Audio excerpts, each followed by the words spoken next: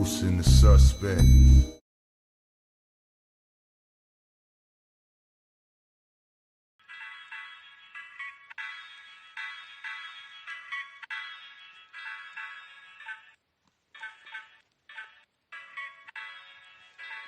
Yeah.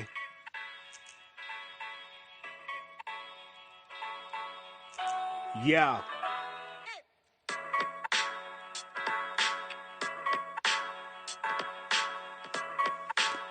You know the deal.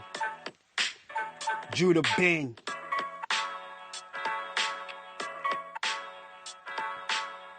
Yeah. Chill and reset. It's Tommy from the BX. Boxing is the attitude. Survival is the reflex. We taking over. We got now and we next. Cowards jock the style, so he birthed a lot of rejects. His YouTube algorithm is an asterism. You can tell cowards fake from their mannerisms. They all settle less. Chromosomes double X. If you try to cross time and you in trouble, yes. Cats begin alive crying on the internet over their opinions. Faggot, I ain't into that. He got a catalog of long, deep interviews. That's the resume when you deal with Mr. Dillamouth. We can keep it civil or it get physical. You can take the window or the stairs, whatever interests you. Chime in, cause you might learn a thing or two. Mr. Dillamouth knocking out your wisdom too. Yeah. Yeah.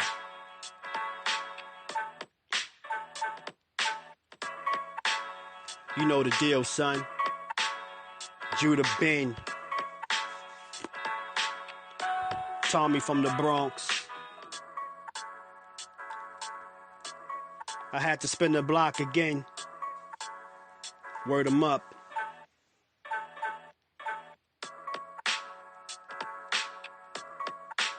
Shout to the BX. New York City. East St. Louis in the spot.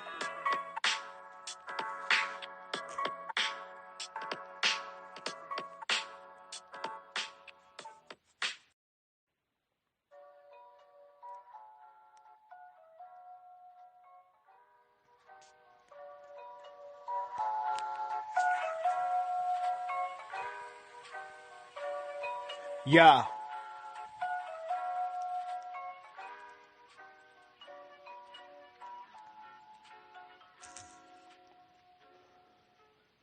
Welcome to D-Free Sports, where the NFL and not the NBA take the stage and hold center court. This be your channel for live, insightful commentary, your one fat source for combat sports. I hope you keeping up, cause I don't wanna lose y'all. Free got the illest insight on boxing and foosball. Hosted by D-Free, this channel dives deep into the X's and O's, so what be stepping on toes? Of course your man Judah always flexing his flows. I hope you checking your tone, give mad respect for the show. This ain't a channel for hate, you dudes ain't smooth enough, and if you cowards wanna debate, my man will chew you up. A lot of streamers be frontin', son, get your money up. He broadcasting live from the District of Columbia. Subscribe now and stay locked all season long, and bob your head to the music of my theme song. Yeah, yeah. Yeah, you know the deal. It's Judah Ben. Shout out to D-Free. Broadcasting live from Washington, D.C. Word 'em up.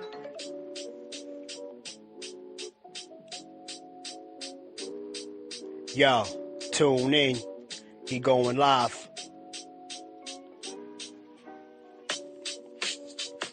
NFL Sunday. Word 'em up.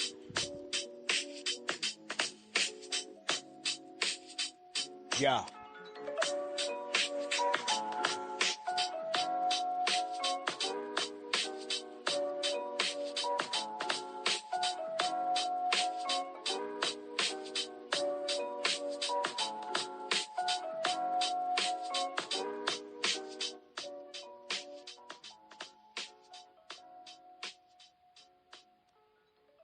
Brought to you by Unusual Suspect 6. Tap into all the shows. Real Conversations with KG. Is that right now? I'm at peace right now. You know, things get hectic as it gets closer to the fight.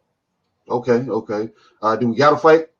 Yeah, I fight April 10th at the Prudential Center. Bullshitting on the Beltway with Supreme Beast Boxing And now Talk. the co is the main event. So That's the way I look at it. That's my philosophy.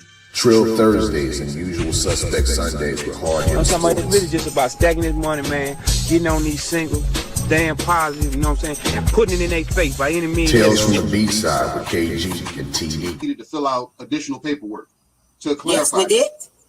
Yes, we did. That is the paperwork that you see there. An Okay. open mic featuring you. That was a close fight. He got dropped a couple times, but I thought he out. We do not care. Wow. It's a Usual Suspect thing. Yo, what's good, everybody, man? Hope everybody's doing well on this Saturday, August the 22nd, and we're here live. Well, I'm here live in the Bronx, New York, and I'm here with my co-host, my main man, D Free, representing the Usual Suspect 6, and we are going to be showing the Richmond PunchOut prelims here live. Right now, I'll just share it with you right now.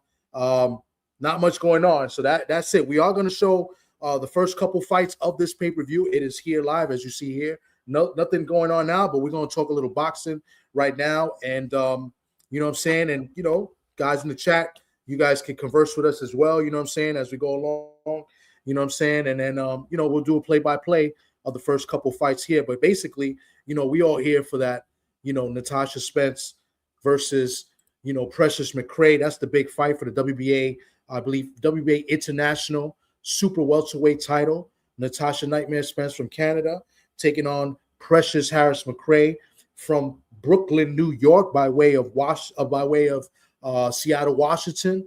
So that's the big fight tonight. We won't be airing that fight, so we encourage you to go ahead and buy the pay-per-views, $25. We share, the link is in the chat.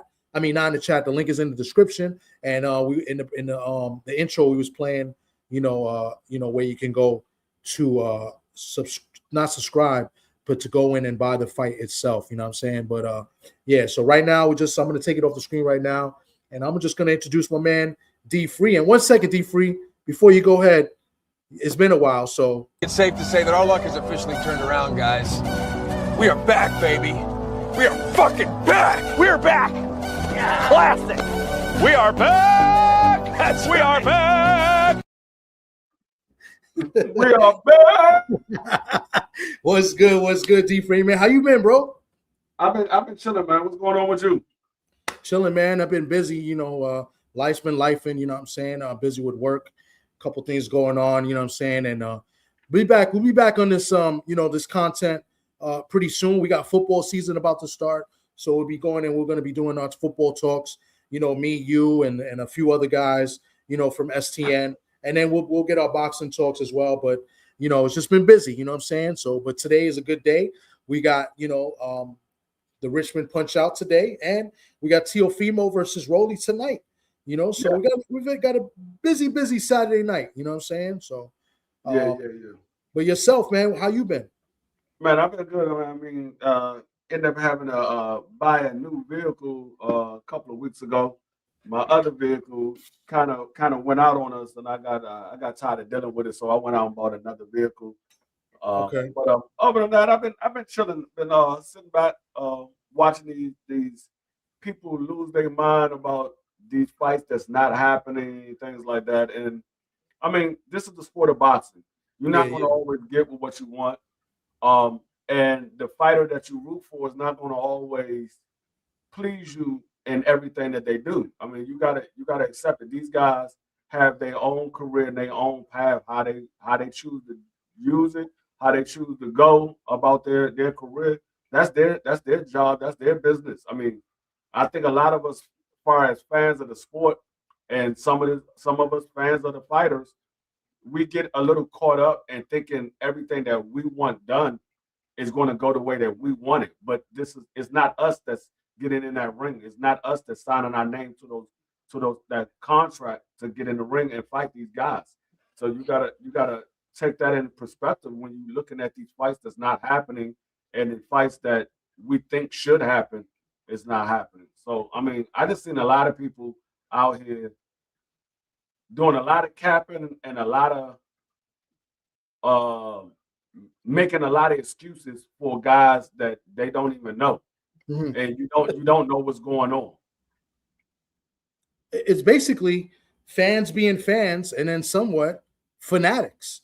And fanatics, you know, and what fanatics do is they fall in love with fighters, bro. And that's what I've been kind of preaching the last few times I've been up here doing content, whether it's on this channel, your channel, Usual Suspect 6 channel. Is like, stop falling in love with these fighters, bro, because they don't care about you. You know what I'm saying? And they're gonna do something that's gonna disappoint you at the end of the day. You know what I'm saying? When you fall in love with these fighters, and that's what we're seeing. That's what we're seeing. You know, years ago it was the Tank Davis fans. You know, and then now we got more of like the Shakur fans, and then more recently the Devin Haney fans, and it's okay. It's okay to root for your favorite fighter, but some of the comments that I see in some of these chats and content creators' lives, it's just diabolical, bro. It's just crazy. You know what I'm saying? And let's let the fighters do what they got to do, and let's talk about the fighters that are in the ring making things happen. You know what I'm saying? And let's build up these fighters. People are so quick to tear down fighters rather than build them up. You know what I'm saying? So, I mean, Devin Haney and Shakur, I love them. I think they're great inside the ring. I think they possibly could be number 1 and number 2 pound for pound. It's debatable. It's very debatable. And there's a good argument to say yay or nay on both sides. You know what I'm saying? But the outside the ring, I don't know. I don't know what's going on. They say some things on Twitter. They say some things in interviews and, in their teams and stuff like that. And it's just stuff that you cannot defend. And at the end of the day, if a guy's not active, we got to move on to the next. And today, we got some good fights today. You know what I'm saying? And we gotta build up these fighters. Last night we had a fight, and there's another example of how people are very selective when talking about fighters. Amanda Serrano, who I'm a big fan of Amanda Serrano. I think she's an all-time great female fighter. She's been in the sport for about 18 years, 37 years old, and she had a stinker last night. And I've been calling for her to retire for a couple years now. You know what I'm saying? I just don't think she should be fighting anymore. I've been doing that as a fan. But you have these other people that come up here that don't even talk about the good that she does. She had 2 fights before. She fought in May 30th, and she got a knockout win. And then she fought January 2nd or January 3rd, and she got a unanimous decision win, right? But all people want to do, there's no lives or videos or anything talking about that as far as what she did when she won. But if you go back to when she lost to Katie Taylor, it's like they talk bad about her. And then obviously the video's coming out today. Oh, don't compare her to this girl. Why do we always got to compare to somebody else after a loss? And that's what I'm talking about. These fans are just ridiculous. Like they all they do is hate. They'll make it look like they want to praise and defend fighters and build up fighters and say they're supporters of the sport where they're not. You know what I'm saying? All they want to do is tear down fighters and look at the bad of what they do. And I just think that's just insane. Yeah. I said that earlier today. As far as Amanda Serrano, I'm a huge supporter of Amanda Serrano. I won't call myself a fan because I'm a fan of the sport. I don't call myself a fan of the fighters. I call myself a fan of the sport. I'm a supporter of the fighters. And I said that earlier when I was on Cam J's channel earlier today. I said I think it's time for Amanda Serrano to hang it up because what I saw in that fight, I saw a lady that didn't look like she had her legs under her. And if anybody was watching that fight and they watched Amanda Serrano when she was in the back room, she was getting her legs massaged before she came out. And I'm like, she didn't look like she had her legs up under her. I think Father Time is starting to show himself in Amanda Serrano's career. And it's about time for her to hang it up. I mean, I know she wanted to go out there and get the record, but I mean, sometimes it doesn't go your way. And I think that fight was a lot closer than what the judges had it. I wouldn't have been mad with a draw. But I mean, this is the sport of boxing. You're going to see things different than other people see it. I can't say what the judges saw was wrong. I'm just going by what I seen on TV.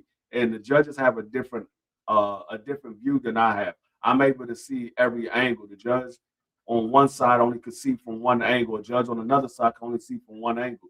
So they don't have the luxury of being able to see it every angle like I am. So I saw it a lot closer than the judges did.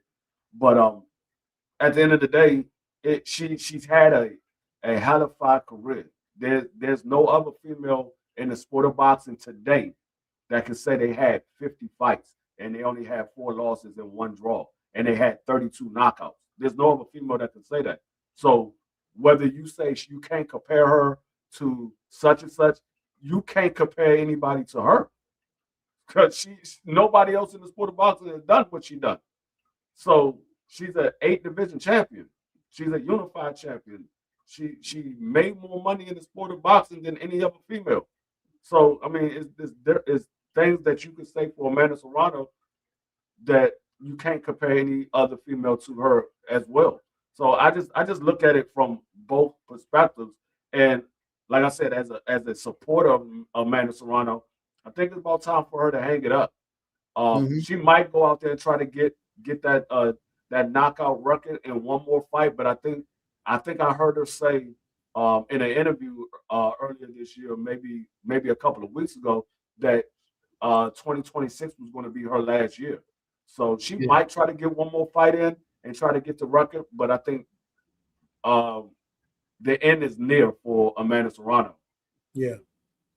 Well, first off, shout out to everybody in the chat coming through, watching this. Like I said, when the fights start, we will be airing the fights. I will be showing the fights when they start, the prelims. Right now, there's nothing going on. I'll share the screen right now. As you see, they're still setting up.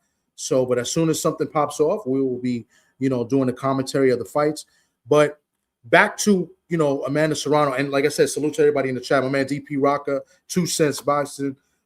Pedro, my man, Pedro's in the building as well. And he says, man, are you Miss Serrano's PR person? Well, let's get back to it. Let's go to it. So everything you said, D-Free, I'm in 100% agreement of what you said. She is. But let me put out some facts out there that some of the haters and some of the people that tear down the sport forget to point out as well.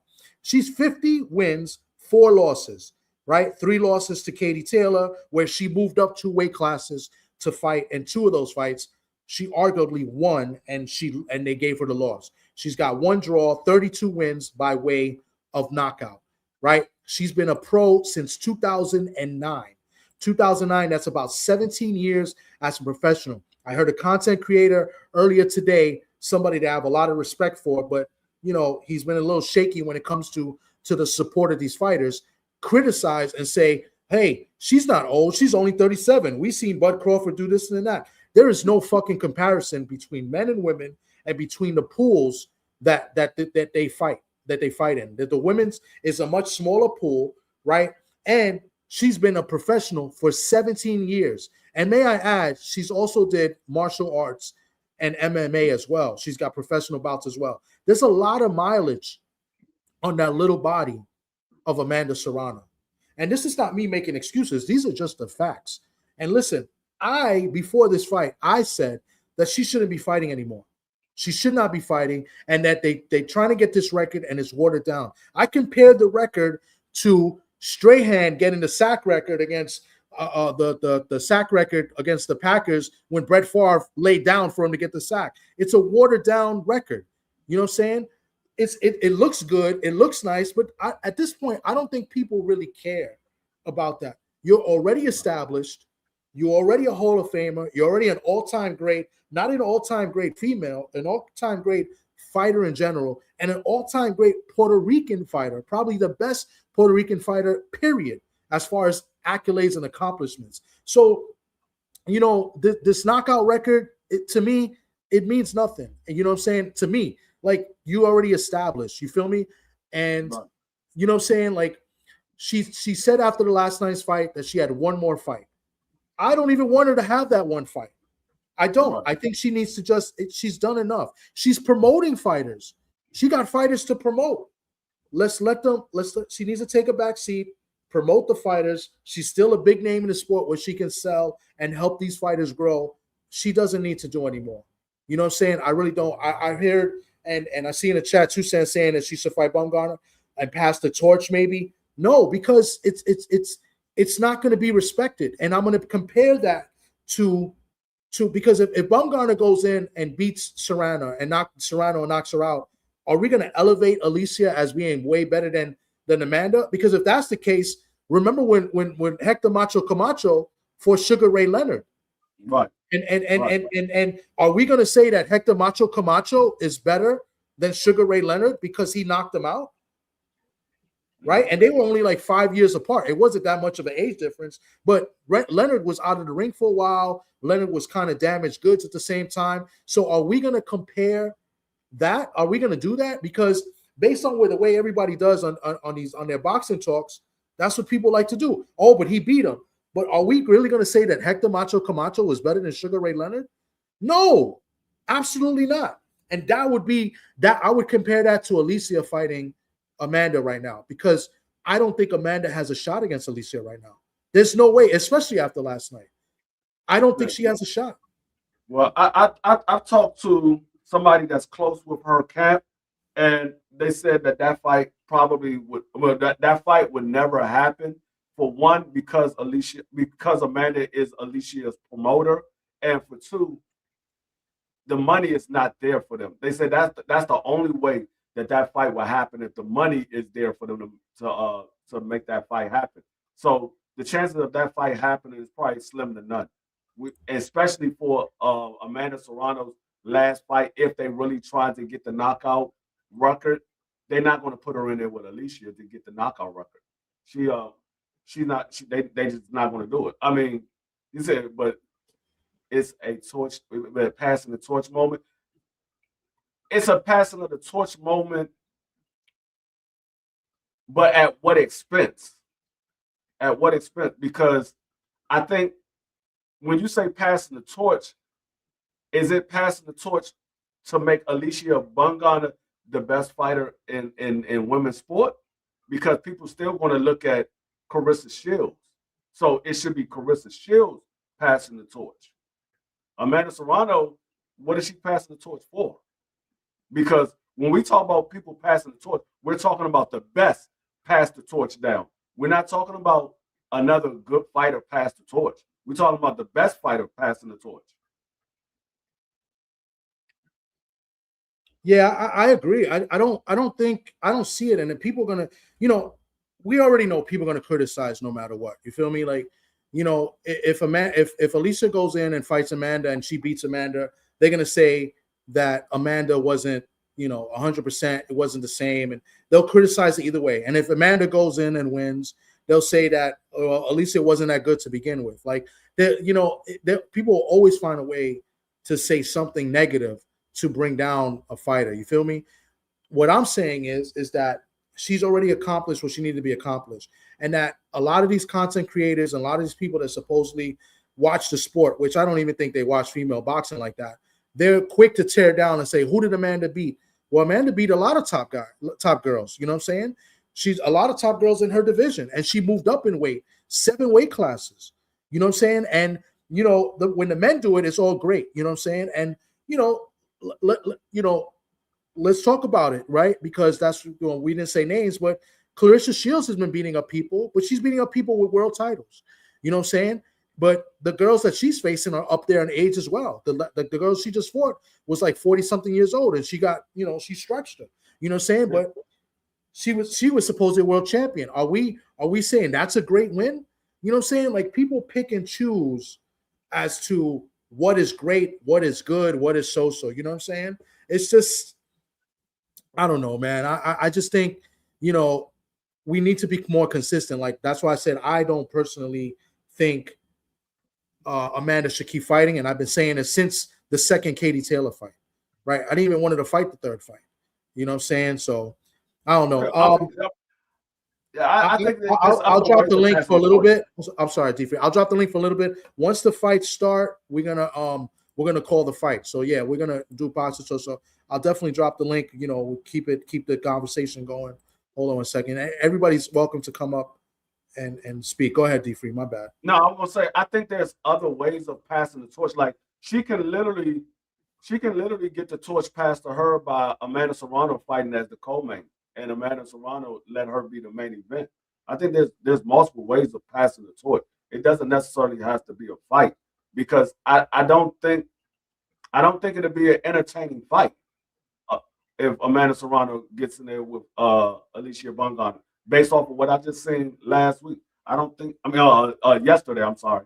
Based off of what I just seen yesterday, I don't think it'll be an entertaining fight. I think it's more so it was almost like what people was expecting to see last night. they was expecting to see Amanda Serrano go beat this girl easy and the fight be over with.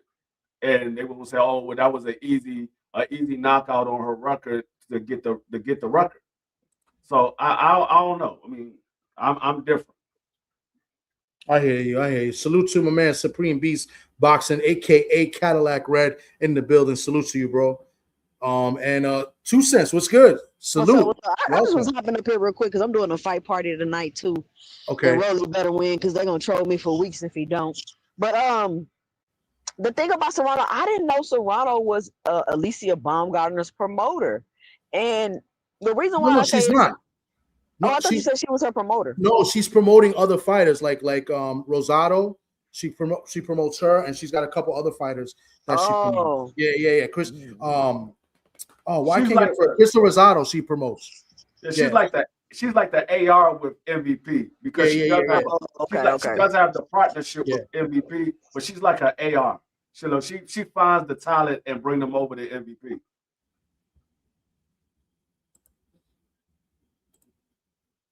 Yeah, go ahead, 2 cents. Yeah, so she's not. Yeah, I might have misworded that. She's promoting other fighters, not Alicia. Like Alicia's, I mean, MVP's the promoter, but like Amanda, promotes other fighters as well, like underneath her. You know what I'm saying? So. Oh, this is what I was saying. I just think the way I'm thinking about it, right? I get what y'all saying. I don't disagree, but I'm just thinking like you got Alicia Baumgartner. Because I feel like Baumgartner is like missing her moment right now. We need more than quote unquote one face of women's boxing. It can't just be Clarissa, and we already know Clarissa and Baumgartner. They can beef to continue to bring attention and eyes to themselves and to the sport, but we all know they never gonna fight. So Alicia Baumgartner can now step into people are already calling her the face, but now it's time for her to get these fights because she got big fights that she could make so she can get the eyes and start to get the following and getting the people showing up at her fights. And I think her fighting Amanda Serrano would just, that'll be like a big moment for her. And it'll because there's a lot of eyes on Serrano already. So then she'll, I guess, kind of like pass that following on to Baumgartner theoretically, right? But I think Baumgartner needs to do she has the momentum, she has the attention, but what is she going to do with it? Like she's not doing anything with it. I heard she's supposed to be announcing a fight soon, so hopefully it's a good competitive fight that people want to see. But like, when is she gonna go to 35? Like what is she gonna do with this momentum and the attention that she's getting right now because of just what's going on with women's boxing, the big event that Clarissa just did, and all of that. So that's why I'm like, yeah, they should do the fight to pass the torch. And the thing about Serrano being 37, women do box up, and they box older than the men do because a lot of women boxers don't start till later in life. So Amanda Serrano being 37, I get it. She has been boxing for 17 years, but I think that maybe she still could do a few more competitive fights. I think she may have a few more in her. Y'all don't think so? No. After what I saw yesterday, she don't. Her legs is not there anymore. Like I'm used to seeing Amanda Serrano box around the ring. Amanda Serrano was just standing there. Yeah, she was just standing. That's not the same Amanda Serrano that I'm used to seeing. Like even if you go back to a couple fights ago, the fight with Katie Taylor. She moved around the ring a lot more than she did last night. So I don't think she can. She will still be competitive because that's the spirit that she has and that's the heart that she has. But would it be an entertaining fight? Do you think last night was an entertaining fight? I was just about to ask you that. It looked entertaining to me. It wasn't looking the best, but it was entertaining. You don't think so? It was all right. I mean, it was okay. It didn't look. Amanda just didn't look right. Her legs look bad. She just looked old and slow. You know what I'm saying? Yeah. Even the way she was throwing her jab, she looked old and slow. What class was she at? You think she need to move up? I think she just needs to quit, bro. I just I'm serious. Like I've been saying it since the second Katie Taylor fight. She's even when she speaks, it seems like she's slurring her words a little bit too. Like I think she's taking a lot of damage. She's got a lot of miles. My man Supreme Beef Boxing says maybe Amanda should have focused on who she was fighting instead of being all up in the videos, hating. You know what? You're right. I mean, but that's a little petty back and forth that they got, because they've been kind of doing these petty back and forths for a couple years now. But I don't agree with it. But I mean, fighters do what they want to do. I think it's good for the sport. Yeah, I think it's good. I think because it's showing women being competitive. They're going back and forth. I don't know why people be all up in arms about it. Like, yeah, you know what I'm saying? Like, what do we? This is what the sport is about. Yeah, it brings more eyes to it, because I mean, if they didn't do it, people wouldn't be talking about women in the sport of boxing. They'll be talking about the men every day, all day, like they do already. The only time they really talk about women is when there's a fight coming up. But I think you need some type of beef between some women so you could bring up the women, because if there's nothing going on in the women, like Gabrielle Frendora, she's a hell of a fighter. Nobody talks about her until it's time for her to fight. She's a hell of a fighter, but ain't nobody talking about her. Ain't nobody talking about Carolina Dubois. She's a hell of a fighter. So there needs to be some type of beef between these women, because nobody pays attention to the women like that. Well, I agree with the men clearly love talking about the women in their drama. They love it. You know why I think the men do that, and they talk about, because I think women's boxing, you get a more chance of them fighting the best. I think you got a better chance than the men do. I think that's just that's why I see they might do that. I can't speak for everybody, but I think maybe that's what it is. Like my man 903 says, Alicia needs to go up and fight Caroline. I agree, or at least move up and fight somebody at that weight. She's already accomplished everything at 130. You know what I'm saying? I think she needs to move up to 135 and build up the fight with Caroline. Listen, I still think she beats Caroline. I think Caroline's a little bit too green right now. I don't think she's quite ready yet. I think eventually Caroline is going to be a monster. I think, she's improving. But right now, I think Alicia wins. But at the same time, Alicia should move up and fight those girls at 135. There's some good fighters at 135. It's looking like she don't want the smoke, TD. Yeah. And from what I've been hearing from a lot of people, I mean, TD heard it as well. She's starting to smell herself, and a lot of the women over at MVP is not agreeing with the way she's moving. So I mean, she's missing her moment, because right now you got Katie Taylor's about to retire. You got Amanda Serrano saying she's not going to fight past this year, and then we don't know what Carissa's going to do. If Carissa's going to, Carissa already said she's going to have a baby next year by Papoose. So that girl ain't having no baby. So if she does follow through with that, then that means she's out of the sport of boxing for at least a year. At the minimum, she's out of the sport of boxing for a year. So they're going to be looking for that other person to be a star. Right now, Alicia Bumgarner is the only other star, because all of these other women are not outspoken and not as flamboyant as Alicia Bumgarner and as far as the rest of these women. So they need somebody else, and she's missing out on her moment, because she could be making a moment to become one of the biggest names in the sport of boxing now that these older fighters are leaving out, and you got another one that's possibly going to decide to start a family.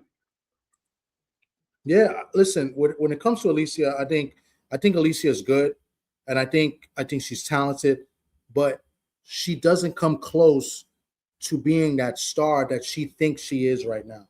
And what I mean by that is that she just had a good fight with the Korean girl Shin. I thought that was a good fight.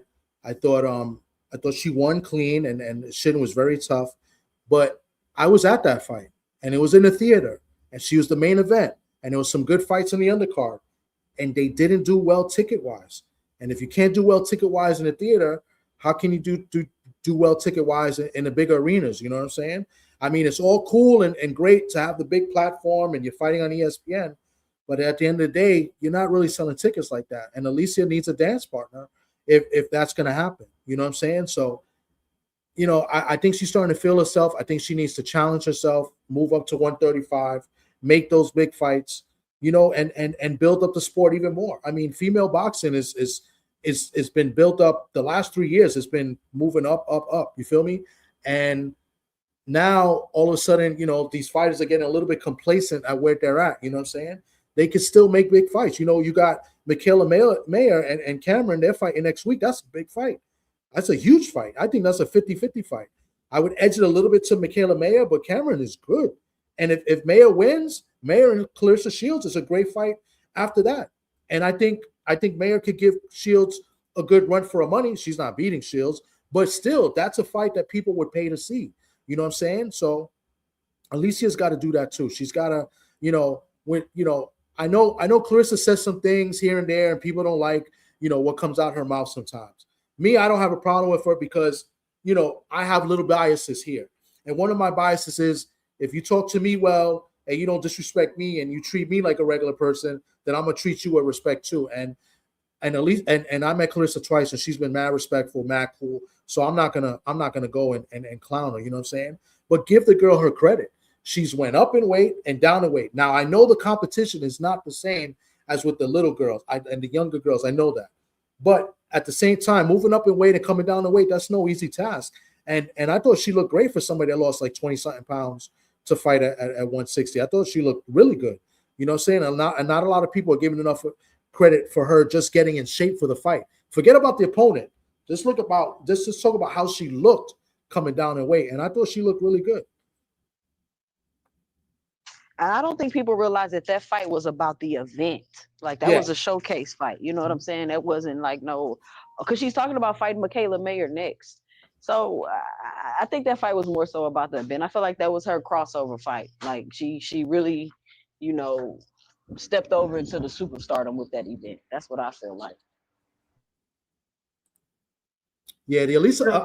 I thought Mayer beat Alicia, but it was very close. I thought it was very close. It could have went either way. I scored it for Mayer in that fight, but Alicia never ran it back, and obviously Mayer's a lot bigger now. But I had Mayer winning that fight. Very close though. Yeah, I mean it is what it is. I mean, but yeah, she definitely needs to have an arch rival, at a lower weight class that she can fight, because she's never going to be able to get that fight with Clarissa Shields being as small as she is and Clarissa being as big as she is. They're never going to make that fight happen. I'm gonna put the sound on this. So it looks like the fights might start. Let's hear it. Let me hear what they're talking about. Hold on. Is it? Let me know if y'all can hear it. All right, y'all. I'm about to hop off. I got to get ready for my fight party. All right. River City has always been a fight Thank town. you. Appreciate it. For generations, Richmond, Virginia has echoed the sound of leather hitting the canvas. From legendary battles of local icons to the packed neighborhood gyms to electric nights I'm gonna make the screen a little bigger. Preceded, that has proved that Richmond's heart beats red, white, and blue-collar steel. This rich tradition didn't just happen, it was forged. And tonight, we carry that torch forward. Championship-minded promotions in conjunction with In My Corner, Inc., East End Boxing continues to raise the bar in boxing and the Commonwealth. And it started with the Main Street main event, where we set the bar high.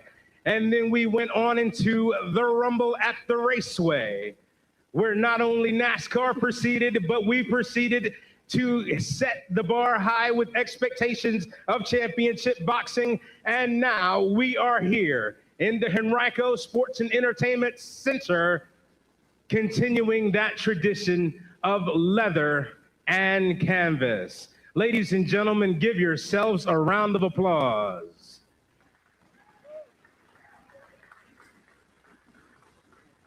Before we begin, we'd like to honor a special guest in the house tonight. Miss Khalila Ali, the wife of Muhammad Ali, is here in the building tonight. Please give her a big Richmond welcome. Now, ladies and gentlemen, the next time you see me, it will be fight time. And we have some electric fights on the card tonight.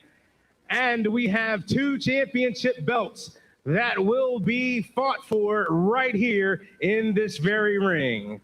So DJ Reese, take it away. That man sound like Big Drop Drake. Let's see. So it looks like they're gonna start. Let's see who they starting out with. I have the fight card, but I don't know what's first, second, third. So so as they come out, I'll figure it out and I'll put it on the screen. But there's 5 fights. We know the main event is Natasha Spence against Precious Harris-McCray.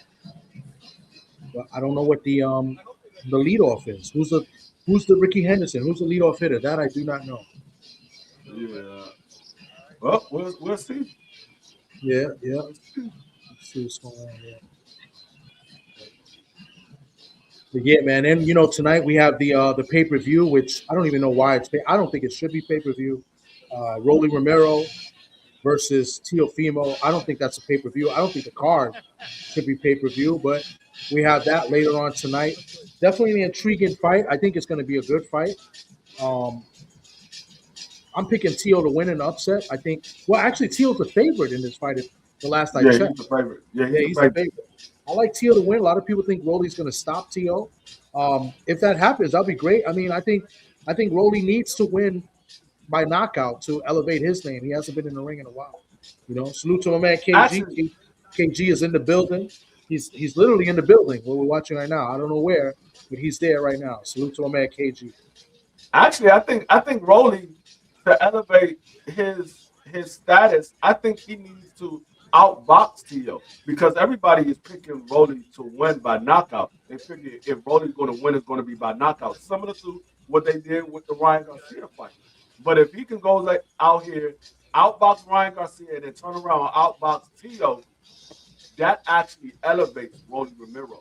That elevates him more than just going out there and stopping Teo, because people already suspect Rolly as the bigger puncher. If he lands the shot, Teo probably can't take it. That's what they already suspect. So I think if he goes out here and he outboxes Teo, that elevates him a lot more than just knocking Teo out.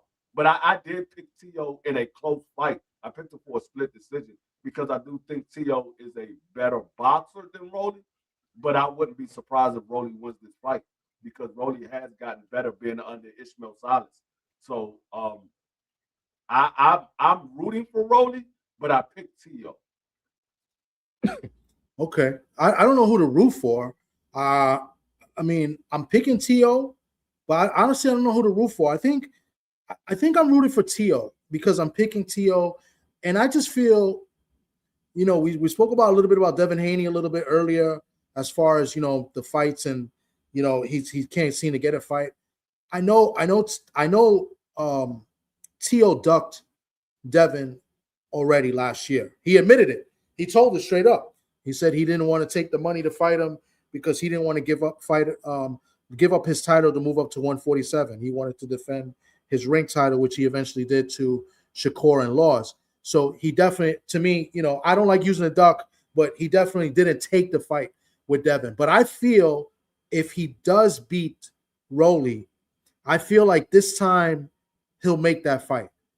And I think that's an intriguing fight to see, because I think at this point, any fight Devin Haney's in is intriguing because we want to see him in the ring. But so that's why I'm rooting for Teo. I think if Rolly wins, I don't think Rolly is going to fight Devin ever.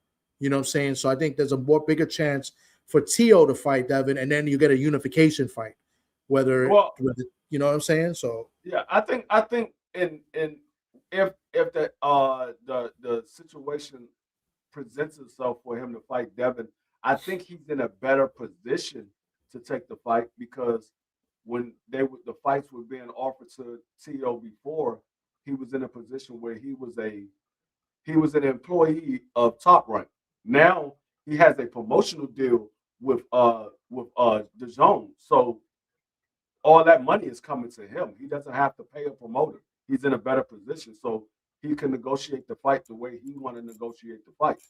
So I think it's more of a chance that the fight can happen now than it was when he was under Top Rank, because of the money aspect. Yeah, I could see that. Yeah, and supposedly Devin is with DAZN too, right? That they didn't announce any particulars, but supposedly he signed to DAZN just like Teo. So that's another reason why I feel like if Teo wins, is a better fit to get closer to a unification and maybe closer to undisputed at 147. Because at the end of the day, we want champions to fight champions. You know what I'm saying? And that's not happening at 147. And 147 has always been one of the premier divisions in all of boxing. after heavyweight, because heavyweight's always going to be number one. Even during the dead area with the Klitschko's at heavyweight, heavyweight is usually number one. But welterweight, I felt was like either number 2 or number 3. Sometimes middleweight used to be premier, and middleweight now is kind of like, you know what I'm saying? So Right. that's all I want to see. I want to see the top guys fight, and I want to see the younger guys get their opportunity. But there's no action at 147. None. I'm waiting to get confirmation on Devin Haney being signed to the zone, because I still haven't seen any confirmation of that. Not doubting that he is, just haven't seen any confirmation of it. Because when they signed T.O., they came out right away, and then T.O. ended up getting the fight with Rolly shortly after. So I don't know. I mean, if Devin is signed to the zone, why hasn't he had a fight made yet? This man literally hasn't fought since November of last year. Yeah, we about to be in November in a couple of months. This man has been out of the ring for a whole year. Well, I'm glad you brought that up, D-Free, because I got the counter. I'm always ready for this, right? Because this comes up all the time. So you ready for this? Here we go. Drum roll. I think we have it on StreamYard too, but fuck it. It's been 273 days since Devin Haney has been in the ring. 273 days. That's 39 weeks. 39 weeks, bro. That is insane. And you know what? Today is August the 22nd. He fought on November the 22nd. Yep. Right? So that would mean it's been 9 months. The 12 months in a year, 9 months. September, October, November. 9 months since Devin Haney has been in the ring on the dot. Yeah, on the nose. Insane. Literally 3 months away from being out for a year. What's going on, odd fella? Salute to my odd fella who is also in the building. And when I say in the building, I mean he's in the building. He's there. He's somewhere there. I can't see him right now. I thought I saw him walking around a little earlier, but he's there. That's him right there. That's him right there with the ball head. That's him right there with the ball head. That's it. Wait, who? Say with the ball head. That's him right there with the ball head. That's him. I think he had a hat on. He had a hat on. You know what I'm saying? But I think I saw him earlier. But yeah, but shout out to man, our fella's in the building. I believe he's going to be doing commentary as well. So there you go, right there. There you go, right there with his back to us. Yeah, that's him right there. Yeah, that's him right there with his back to us. Look, yo, our fella, we see you, bro. I don't know if he's listening, but we see you, bro. He's standing up right now. He just stood up. He's like, yo, why they showing me on camera?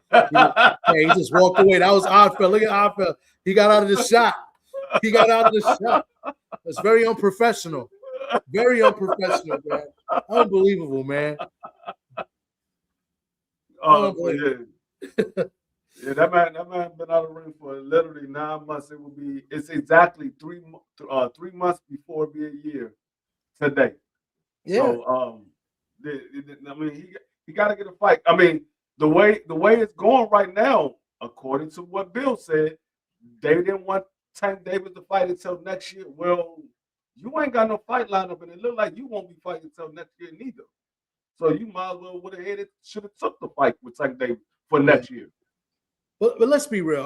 I don't think we should even be talking about Tank Davis either. He hasn't been in the ring in like 2 years. Like I mean, not 2 years, but much longer. You know what I'm saying? He hasn't got a win in 2 years, and he's a little guy.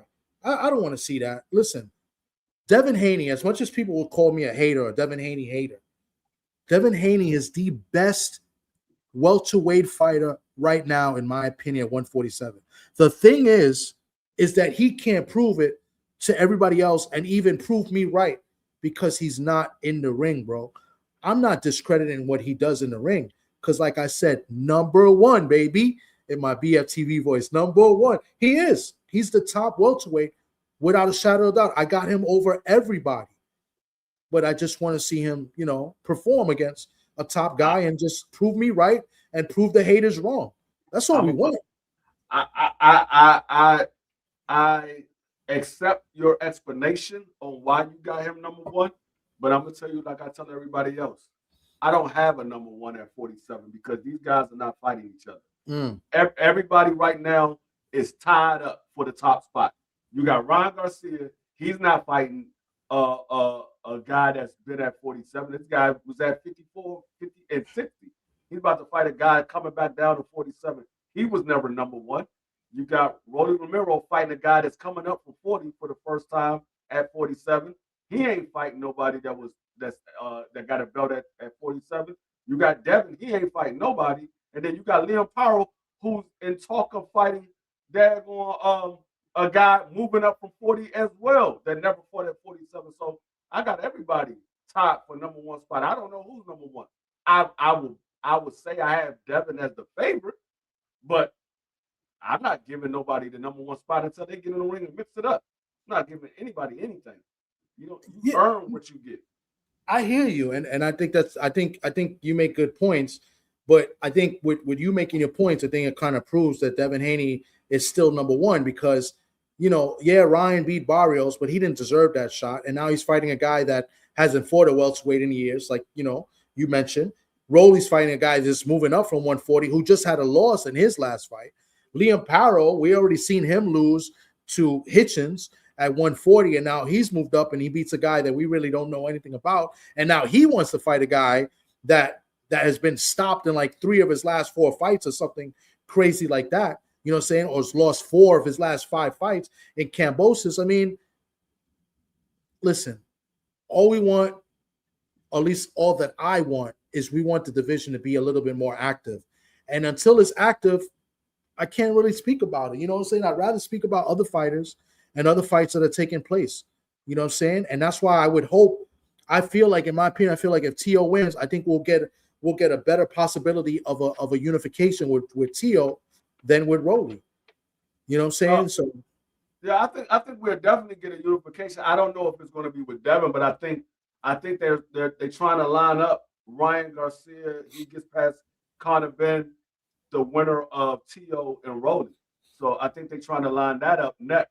So I think we do get a unification. I just don't think Devin is in the mix with that, as far as Tio.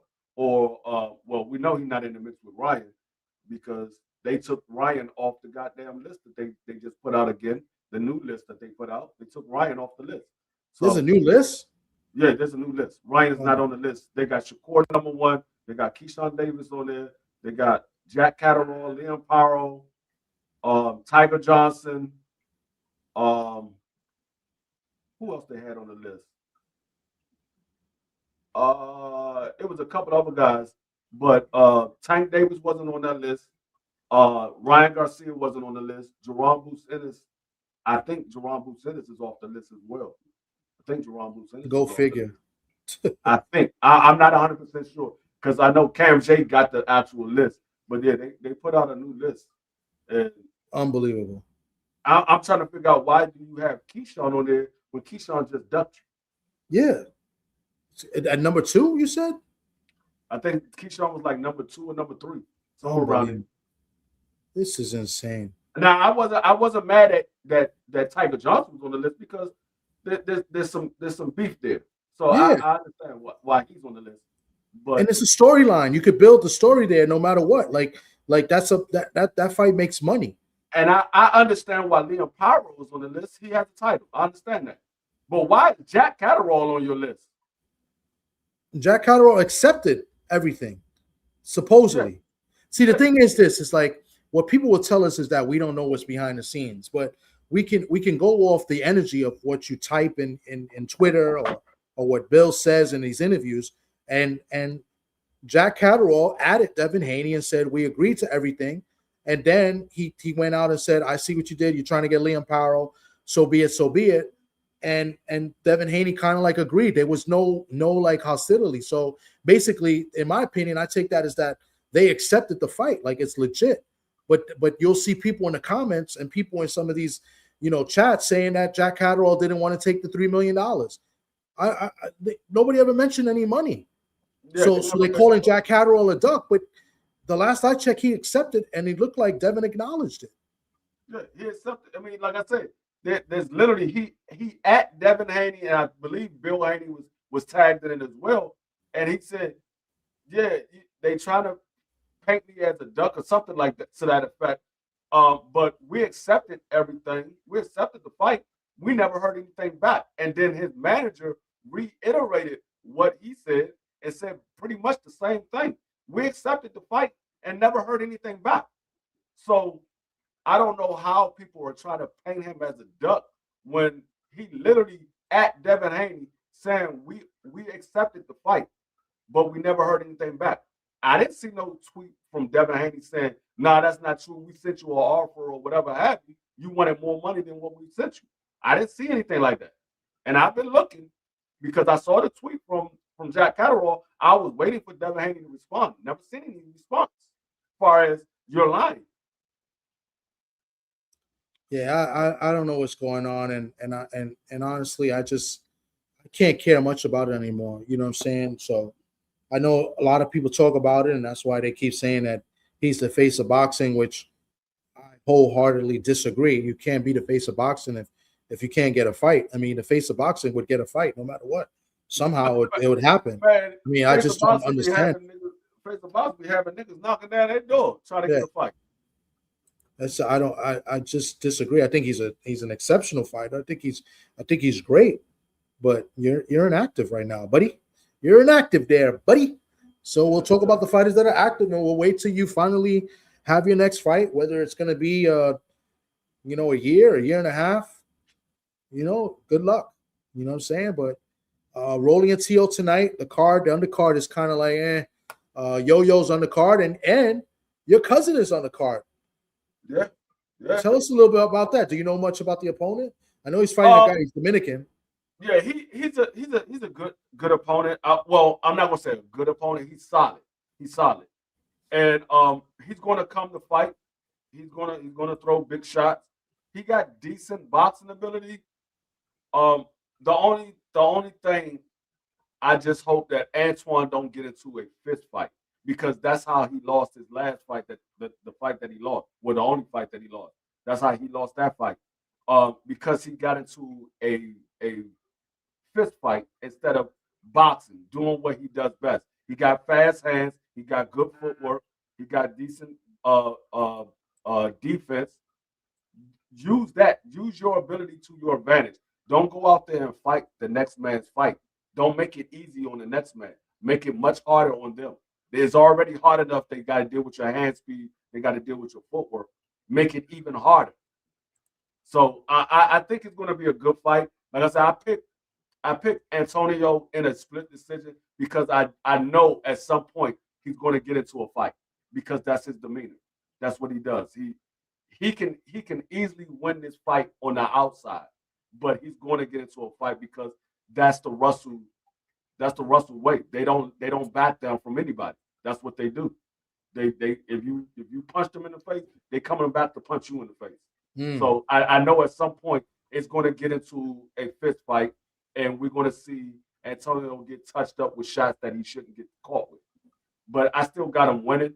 I think this is going to be a good fight. It's going to be a very entertaining fight.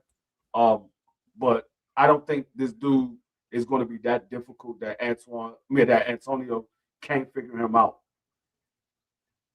Okay. I know both of them are southpaw, so that'll be interesting. Both southpaw fighters. I'm not sure how old is Gary Antonio. I know the other guy, the Dominican, is 31 years old. They list him, right? Antonio is. I tell you in 1 second. Antonio, he's in his early 30s. He's not that old.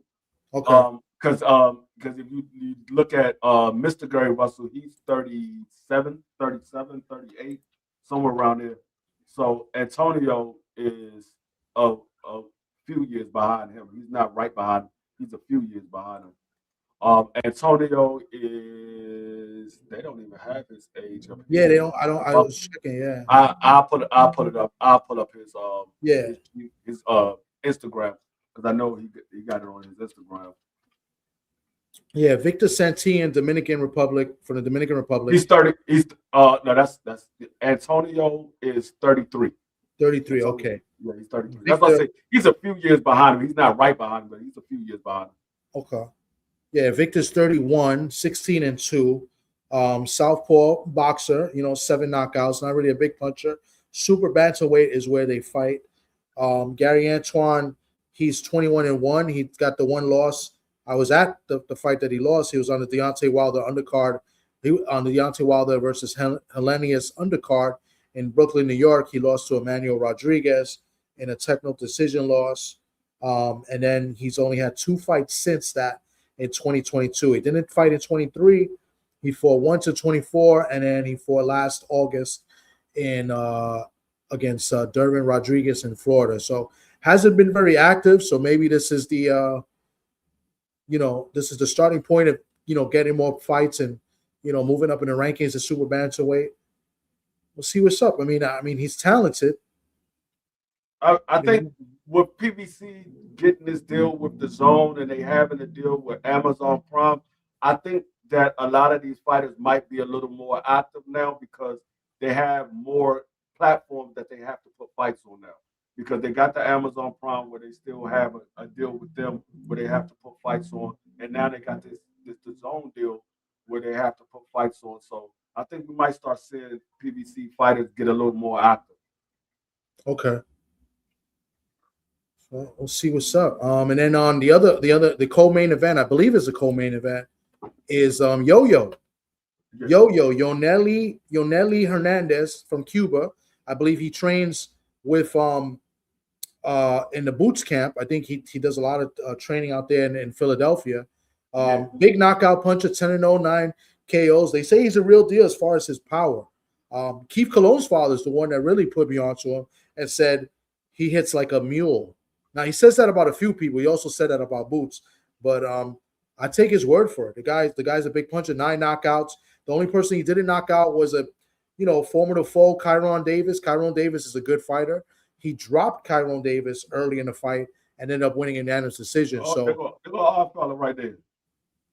Oh, let me see. Let me put the sound on. Let's see if Rolling with the Punches podcast. They had an excellent show a couple weeks back when they had the pleasure of interviewing our main event fighter, Precious Harris-McCray. She made some serious claims during that interview. She said she was going to let TD and D-Free touch the belt after she snatches it from Natasha Spence.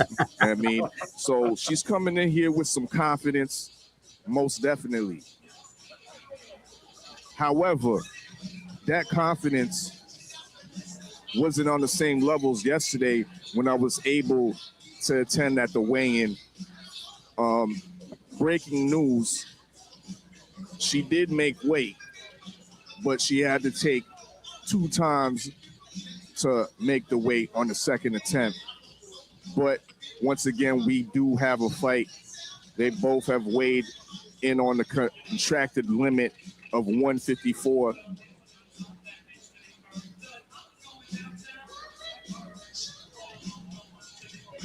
We also have on the card the Canadian Cruiserweight World Boxing Federation champion in Henry Stewart. He's undefeated, has a reputation of having knockout power. He's fighting his best opponent to date, and Francisco Ruiz out of Mexico. So we definitely are going to see what it do. Once again, Henry Stewart, a fighting man from a fighting family, the Stewart clan. And we know what it is when you have a fighting family and a fighting man. They are always ready to fight. So definitely keep your channels locked for the co-main event for this evening, Henry Stewart against Francisco Ruiz.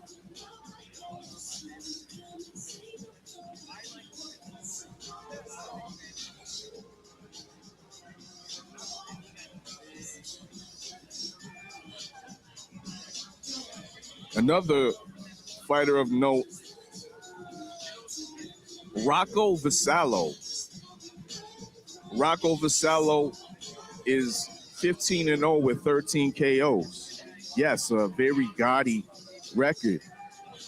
However, there's definitely some decent opposition on his resume, albeit a great percentage of his fights have been fought in the Dominican Republic. But we all know that DR has a great boxing tradition, you know, dig? But it's interesting that Italian amateur had his professional debut and has been predominantly fighting out of the DR. It's only the last couple fights. This will be his second fight fighting inside of the United States, I believe. Rocco Vasallo, once again, is here to make a statement. Make a statement in the junior welterweight division. He also gave me some insight saying that I'm not going to stay here. I'm not staying at this weight class. I'm looking to go down further to 135 and have some lightweight contention, most definitely. And he's a big guy at 140, so he'll be a gigantic guy if he's able to make it down to 135. Now, I believe the weight that he came in yesterday was 138 pounds. My man said, I ate what I want, I did what I want, and I still can make the weight easily. So I don't think it's far out of the realm of possibility that he can definitely go down to 135, and he could be a serious dark horse down at that division. Once again, he's 15-0, 13 KOs. He stands 5'11". I would say 6 foot. I'm looking up at him, and I'm an average 5'9.5". You know what I mean? I was surprised by his size, and I'm still wondering how he gets down below 140. But yeah, keep your eyes on that. This will be our third fight of the night. Rocco Vasallo against a veteran in Gregorio LeBron out of the DR. He's coming to win too, albeit he's been on a somewhat of a losing streak, somewhat of a decline, but Gregorio LeBron has experience. He has championship title contention experience. The man has been in the ring and has performed for 12 rounds twice before. Rocco can't say that. Rocco, I believe his longest fight has probably lasted 6 rounds. He has been contracted for 10 rounds, but it's never lasted that long. We got the good doctor that has just pulled up beside me. Once again, we live at the Henrico Sports and Entertainment Complex for the Richmond PunchOut. Shout out Championship Minded Promotions. Make sure y'all tap into championshipminded.com for the upcoming events. But this is an event where you need to be right now. Tickets are still available. Limited tickets, because the people are filling in. Most definitely. KG, what's good? The night is going to get started soon, and it's coming real fast. And people are slowly rolling in right now. Unfortunately, I don't know if you already told them. You know what I'm saying? We had a fight come off at the last minute. No. Unexpectedly, we had a fight come off because of a situation with a fighter's health. And first and foremost, the fighter's health comes first. So we had to scratch a fight off the card because of a fighter's health. And now we're looking to proceed forward with, I want to say, the second fight on the card that was supposed to be. So Gilberto Alvarado will not be fighting tonight. No, due to his opponent having health issues. That's unfortunate. We was looking forward to seeing Gilberto Alvarado with the rumors of him having a style like Lester Martinez, correct? Correct. Like the early stages, like it's an active tree type fighter. He's going to work up and down the ladder. Like you'll see him go to head, the body, back to the body, back up to the head. And the way he does it, it's impressive being at the early stages, only 20 years old. He's gotten a lot of spawn rounds in with Jalil Hackett. He works out with the headbangers. He's got multiple rounds with pros, but Jaleel Hackett is more so his main sparring partner at the moment right now. So he's getting Jaleel. You said Jaleel Hackett is his main sparring partner. Who's his strength and conditioning coach? Because didn't the man come in 15 pounds overweight, KG? Yes, he did, and that is completely unprofessional. So hopefully going forward, he's going to take this more seriously, and we'll have a replay on his pro debut. That's what's up. That's what's up. We will be still getting a cruiserweight fight for the preliminaries, though. On deck, I seen them warming up in the back. We got James Williams out of Hampton, VA. He's making his debut. He's a sizable cruiserweight, standing at 6'3" tall. He also has a decent amateur record, and he didn't want to put no shine on it. I'm like, bro, you 24-2. Like, yo, that's something. There ain't nothing to sneeze at. And he's like, you right. You right. You know what I mean? So salute to him. He ain't coming in off the couch or nothing like that. He does have some experience. He's the B-side.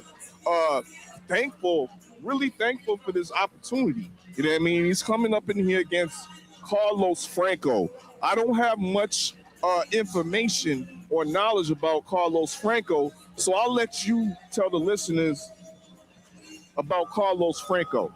Carlos Franco is coming in on his second fight. First fight, I'm sorry if I can't recall his opponent's name right now. Daniel Fry. Okay. And that fight resulted in a draw, so Franco's coming out tonight to see if he can get his first W.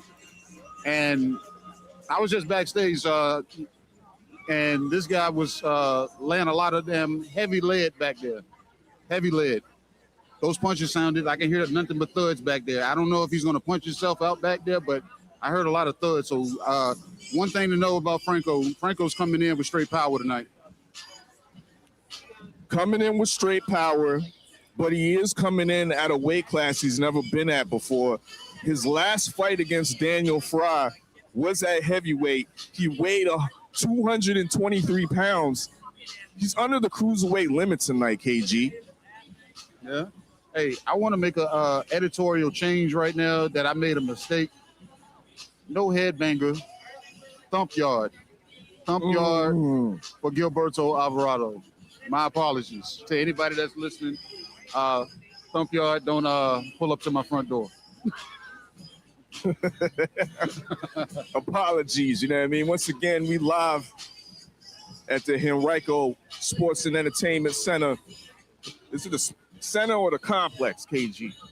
And I'm not saying Henrico right, because you know I was like on that what was it, Laburnum, and you said the way you said it that anybody, this guy he's from Canada, and anybody that knows Godfella, he pronounces all of our foreign fighters, and the foreign fighters, he knows these guys' names right off top, the proper accent and everything.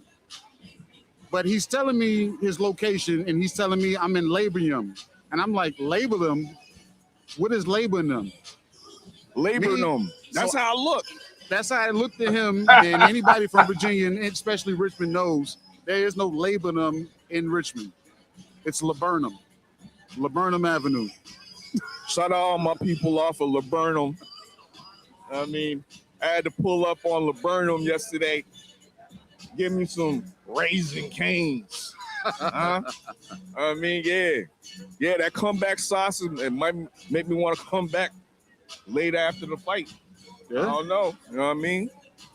But shout out Richmond. The city's been great so far. I've been here. It's highly underrated, KG. And I'm starting to fall in love with this city. Yeah. Well, that's what's up, man. The city has enjoyed you since you've been here, because like I said, you see the people, you know what I'm saying, they're welcoming based off of the areas that we've been, and the restaurants, all the restaurants that you've gone to haven't been disappointing.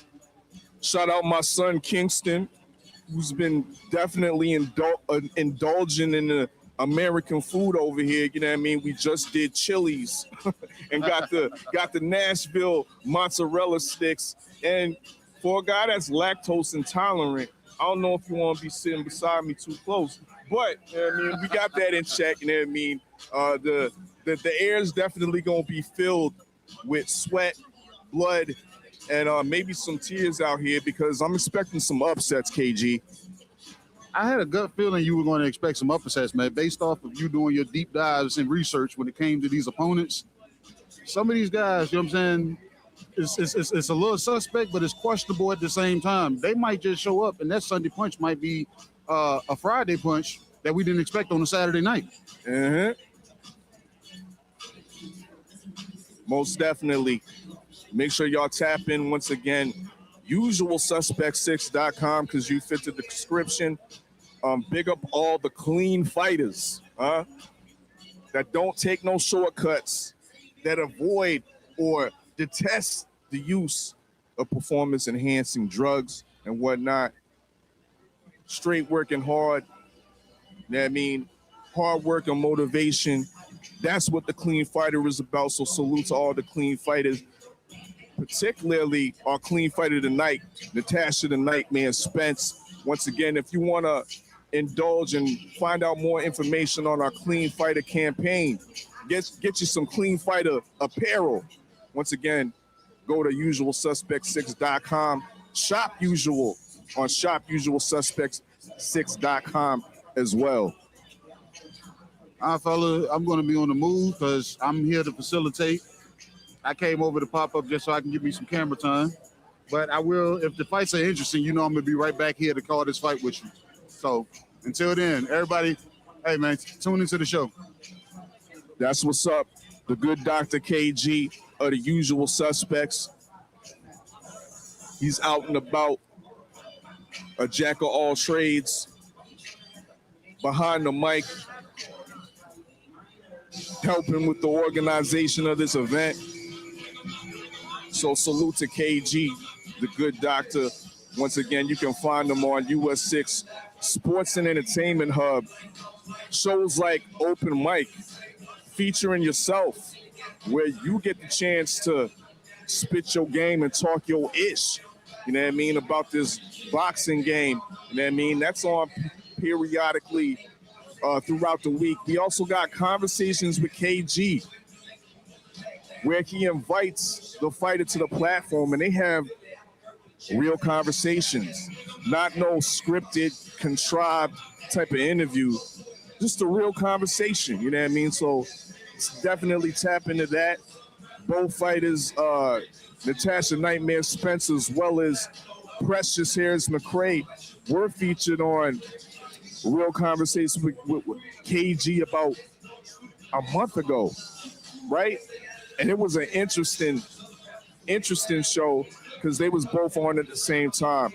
It was a internet face-off, so to speak. You know what I mean? So when y'all get the chance, go tap into Conversations with KG. All these shows can be found on US 6 Sports and Entertainment Hub. Again, smash that like button and share that stream if you're watching on the Preliminaries on YouTube. Salute to TD Sports Talk and our guy D Free from the Sports Talk Network. Once again, your boxing content is covered. You know what I mean? Big up the Rolling with the Punches podcast. Tap into that as well.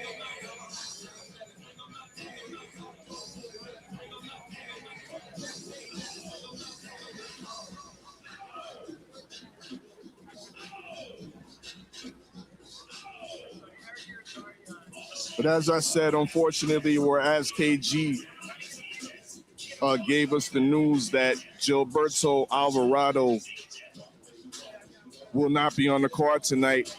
Unfortunately, his opponent has fallen ill, and it's the fighter's health that's paramount. So the fight has been canceled. He was supposed to make his debut, Gilberto Alvarado, in the light heavyweight division, but as I said yesterday, he came in 15 pounds overweight. They originally canceled his original opponent, and they found him cruiserweight. But unfortunately, that cruiserweight once again has fallen ill. Just a little tidbit about Gilberto Alvarado. Fights out of the same gym as Jaleel Hackett, the middleweight contender. Jaleel Hackett was he was backstage showing some of the moves that Sergey Daryanchenko was trying to put on him in the clinch. You know what I mean? That was interesting to see. But Jaleel Hackett's a big guy, man. You know what I mean, Jaleel Hackett is solid. He fights at middleweight, but right now he looks at least to be a cruiserweight. You know what I mean? Salute to Jaleel Hackett, doing big things in the middleweight division condition. And we look forward to seeing his climb on Zuffa Boxing. Yes, shout out Zuffa Boxing. Rave reviews from Jaleel Hackett about Zuffa Boxing and how he's been treated, how the whole processes went down. So, yeah, that's definitely something that needs to be noted. We hope to have Jaleel Hackett on one of the shows, if it's not Conversations with KG, maybe Tales from the A side with KG and TD. Might have him on the show, but we're definitely trying to lock in. We're definitely trying to lock in Jaleel Hackett. Again, our first fight of the evening will be in the cruiserweight division. Carlos Franco, the former heavyweight, or his first fight was at heavyweight, fought to a draw against Daniel Fry, who was a winless fighter. I gotta be honest. A winless fighter, he fought to a draw. Carlos has came down a weight. He is looking good during the warm-ups in the back. But he's fighting at his first time at cruiserweight against another debutant in James Williams.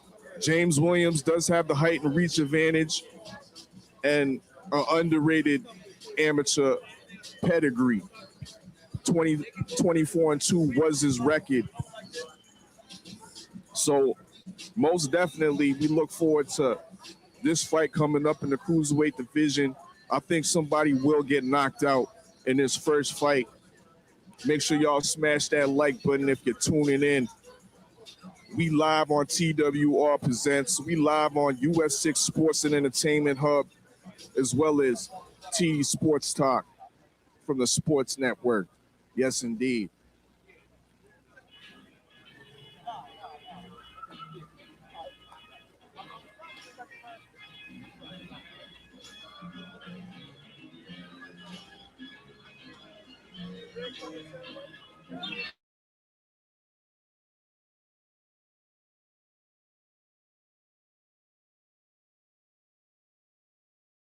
Brought to you by Unusual Suspect 6. Tap into all the shows. Real Conversations with KG. Right now I'm at peace right now. You know, things get hectic as it gets closer to the fight.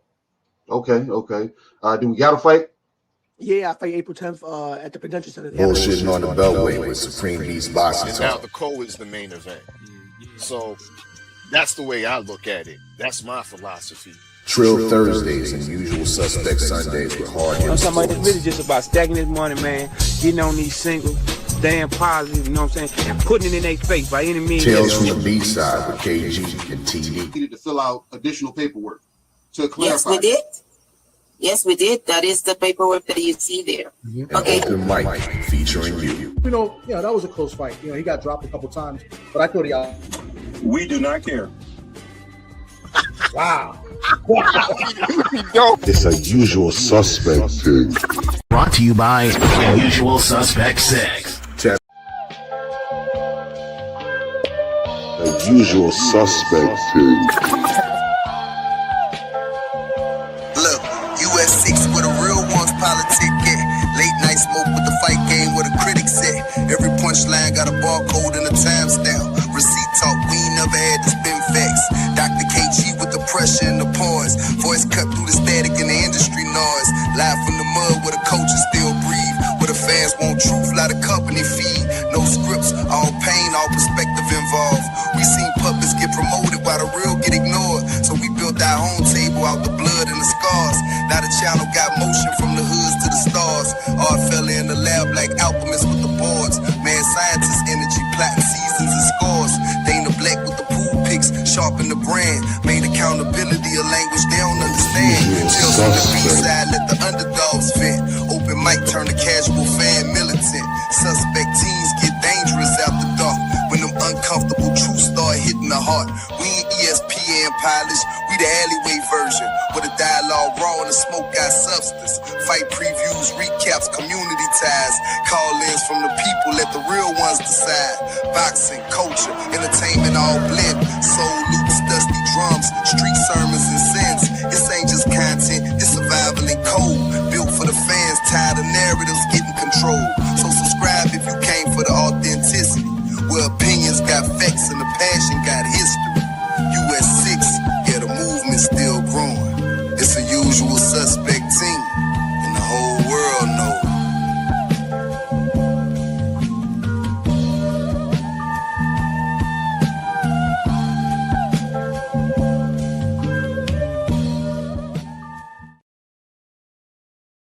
It's a usual suspect team. Yes, indeed. Yes, indeed. My man Oddfella and KG, they're live doing the commentating for this fight. We'll also be doing commentating right now, a little break, but we got the opening bout. I believe it's going to start soon. In cruiserweight division, which is Carlos Franco will be taking on James Williams. James Williams is going to be making his debut at cruiserweight. Carlos Franco, this will be his second pro fight. Yeah. His first fight was at We back at it. It's your favorite, your most hated Oddfella. Draw, but they go Oddfella right the now. Usual Suspect 6, live at the Henrico Sports and Entertainment Complex on August the 22nd, and we here for the Richmond Punch-Out, courtesy of championship-minded promotions. Yes, indeed. Shout out to DJs. To Yes, Indeed Boxing. Shout out Got to us thoroughly Shower. entertaining here as we Salute. wait Yes, for indeed. the first cruiserweight fight. Once again, this will be the only fight shown on the preliminaries. Unfortunately, we had 3 other fights scheduled for the preliminaries to show y'all on the YouTube platforms. Once again, TD Sports Talks, US 6 Sports and Entertainment Hub, as well as TWR Present. Fortunately, 3 of those fights got canceled, and we're down to the one preliminary event. If you want to watch the full card, if you want to watch the fully, y'all got to get the pay-per-view on millions.co. Scan the QR code, and it will take you directly to the pay-per-view link. If you can't scan the QR code, go to usualsuspect6.com and scroll down, and you'll be able to find the millions.co pay-per-view link on the website. Most definitely. It only costs $25 American, $35 Canadian. You're getting 2 championship fights and 2 other fights going down. Once again, the cruiserweight fight with Franco, Carlos Franco against James Williams, and the highly touted prospect coming out of Italy, Rocco Vassallo. You know, dig, once again, trying to improve his record to 16-0 with 14 KOs. That comes on a little bit later tonight. But when I first touched down in Richmond, I was able to go to a couple spots. And the first spot I pulled up to was a 6335 restaurant over there on Jank Road in Richmond. They open late, you know what I mean, on Thursdays, Fridays, and Saturdays, okay? I pulled up on a Thursday, and it was lit up in there. You know what I mean? It was definitely lit. They had a good amount of people. The vibes were nice. They was playing the verses between Donnell Jones and Joe. You know what I mean? So yeah, it was a nice little time. You know what I mean? No beef. The food was great.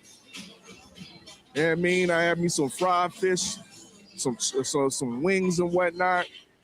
And the food's been great out here. You know what I mean? So all that's definitely available at 6335 Restaurant on 6335 Jank Road out there in Richmond. Opens Thursdays, Fridays, and Saturdays. You know what I mean? Late. Specializing in fried fish, shrimp, wings, crab cakes. You know what I mean? They got, I need to try their Old Bay wings. You know what I mean? They also got the sweet chili. They got buffalo, barbecue, and lemon pepper. Never been crazy about no lemon pepper wings, but 6335 definitely got all that, as well as the garlic parm happy hour. I believe that's from 6 p.m. to 9 p.m. They got $8 fish baskets, huh? $8 wing baskets. So you get some wings, you get some fish, and you get some fries with that, all for $8. You can't go wrong, you know what I mean? So pull up 6335 Restaurant. It goes down Thursdays, Fridays, and Saturdays.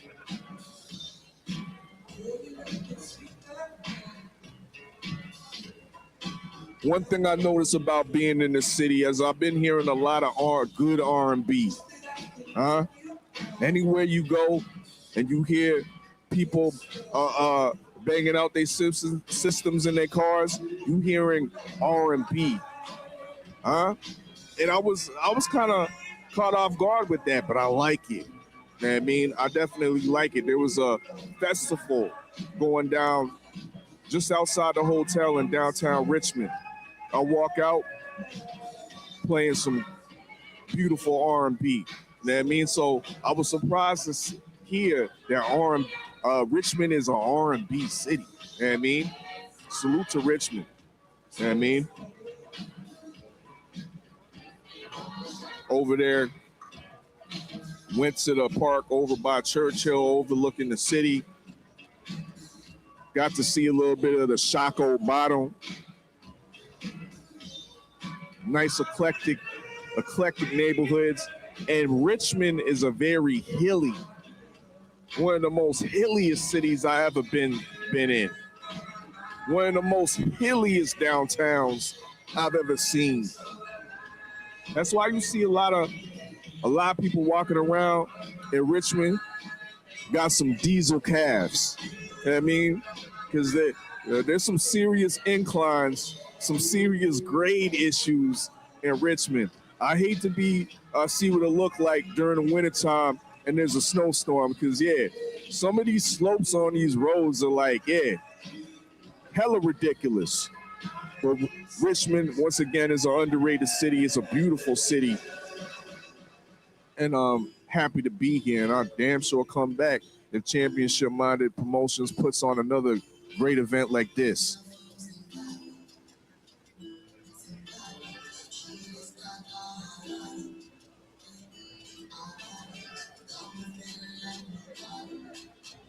But y'all know what it is. We need to, at the moment, salute the ladies, you know what I mean? Because we here because of the ladies. We here for, first and foremost, female boxing. This is a different era. This is a different time where female athletes can main event a championship card. And this is what we have here. The WBA International Junior Middleweight Champion, Natasha the Nightmare Spence, headlining a Canadian in America against Precious Harris-McCray. That's a beautiful thing. But it ain't just the female boxers. It's the female fans. It's the female content creators that we also have to salute as well. You know, dig? A notoriously underrated demographic. So right here and right now, your favorite yet your most hated R-filler from the Usual Suspects 6. I want to give the ladies their flowers. You know what I mean? I want to give the ladies their flowers for making this happen. Once again, salute to ladies like Mary P. You know what I mean? Heavy supporter. Wasn't for Mary P, your boy R-filler probably wouldn't be out here. You know what I mean? I got to salute Yes Indeed Boxing. Great boxing commentary, great boxing discussion, great boxing knowledge from Shawala Ya. Yes Indeed Boxing. Love the sister. You know what I mean? Salute to Ashley's Corner. You know what I mean? Ashley Corner has a great mind for boxing. Y'all need to go tap into her YouTube channel as well. Salute to Jab Queen. You know what I mean? The US 6 definitely recognizes the queens on the rise, and Jab Queen is a queen on the rise in this boxing content-ish. So most definitely salute to Jab Queen. And of course, the queens of the ring, Neek J and Boxing Anna. Yeah. Great platform. Great advocates of the sport. You know what I mean? So once again, salute to all those female boxing fans and all those female content creators, and of course, the female boxers who are the main event for tonight's Richmond Punch-Out, courtesy of Championship-Minded Promotions.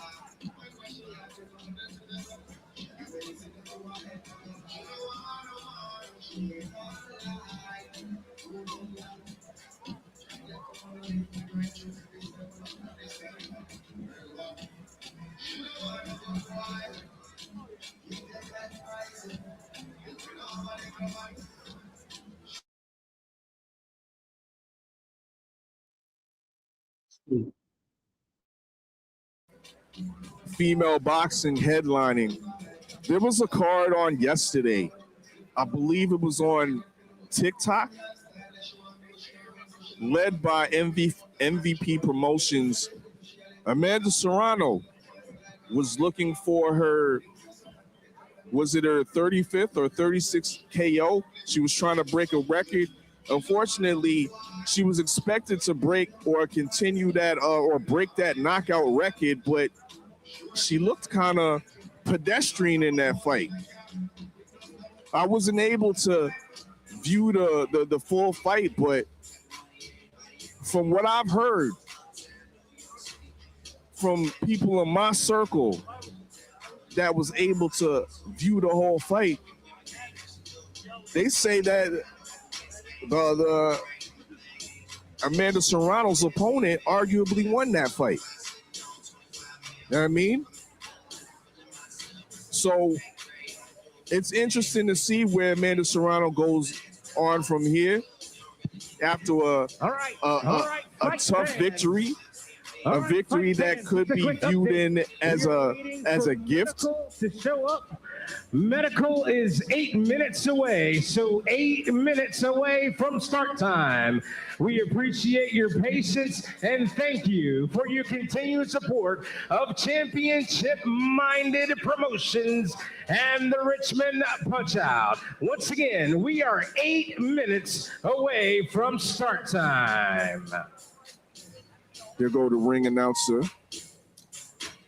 8 minutes away from Carlos Franco versus James Williams. Once again, Carlos Franco is 0-1.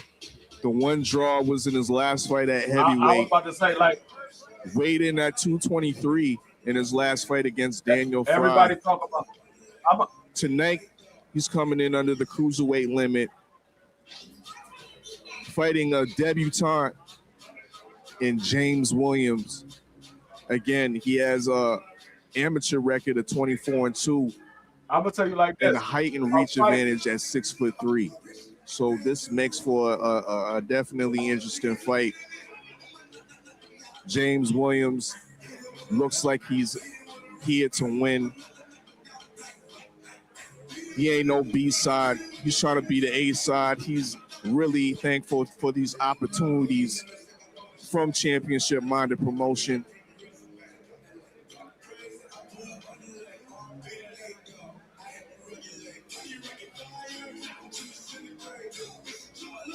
Again, the crowd's filling in.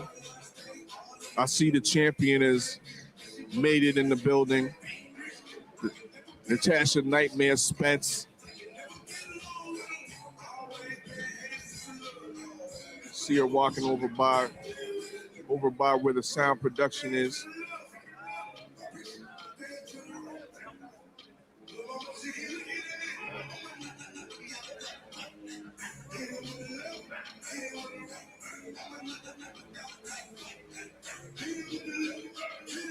Shout out to man, our fella, man, doing great work right now, man. He's there in the arena live.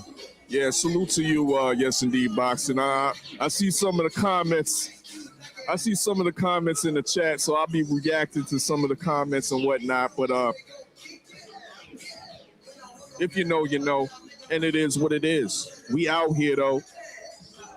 US 6 Sports and Entertainment Hub.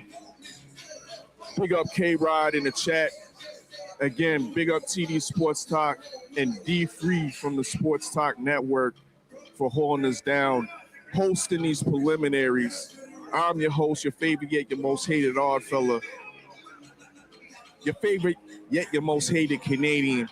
I mean, traveled 9 hours to touch down in Richmond to witness history. And I'm expecting to see history, a historical beatdown as such. You know what I mean? Once again, Natasha Nightmare Spence is on a 3-fight winning streak. Put hands and feet on Marcella Cornejo twice in her hometown, Beat Mary McGee. Beat Mary McGee in Washington, D.C.,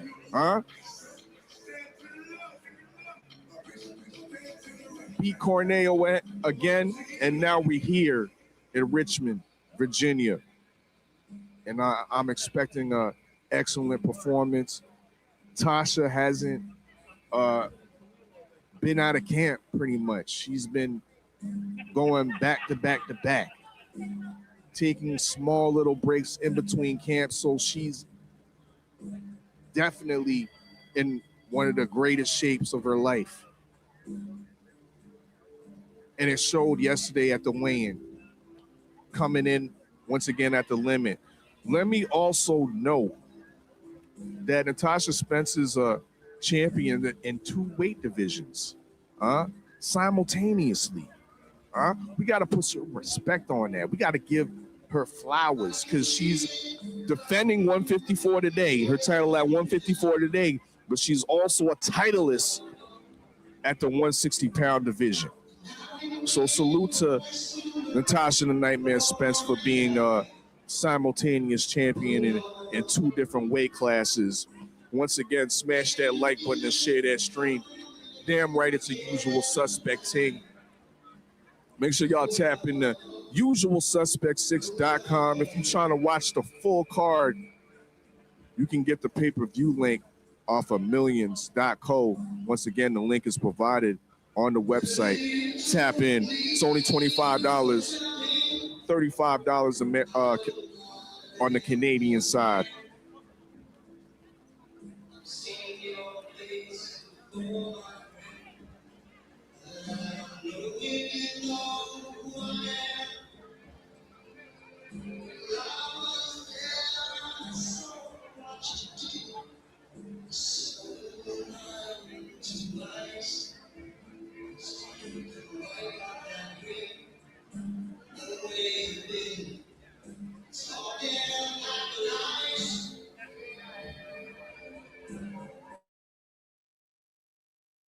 Salute to everybody in the chat coming through.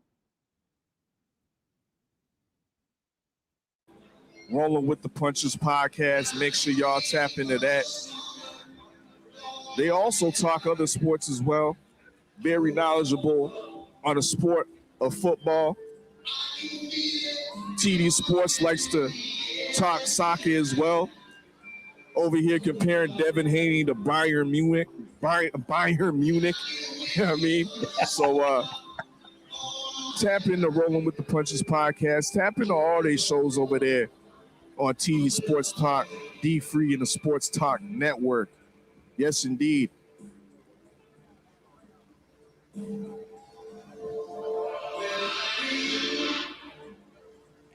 But we're counting down the time before this cruiserweight fight starts. I believe there's maybe a couple minutes left before we finally get some action up in here.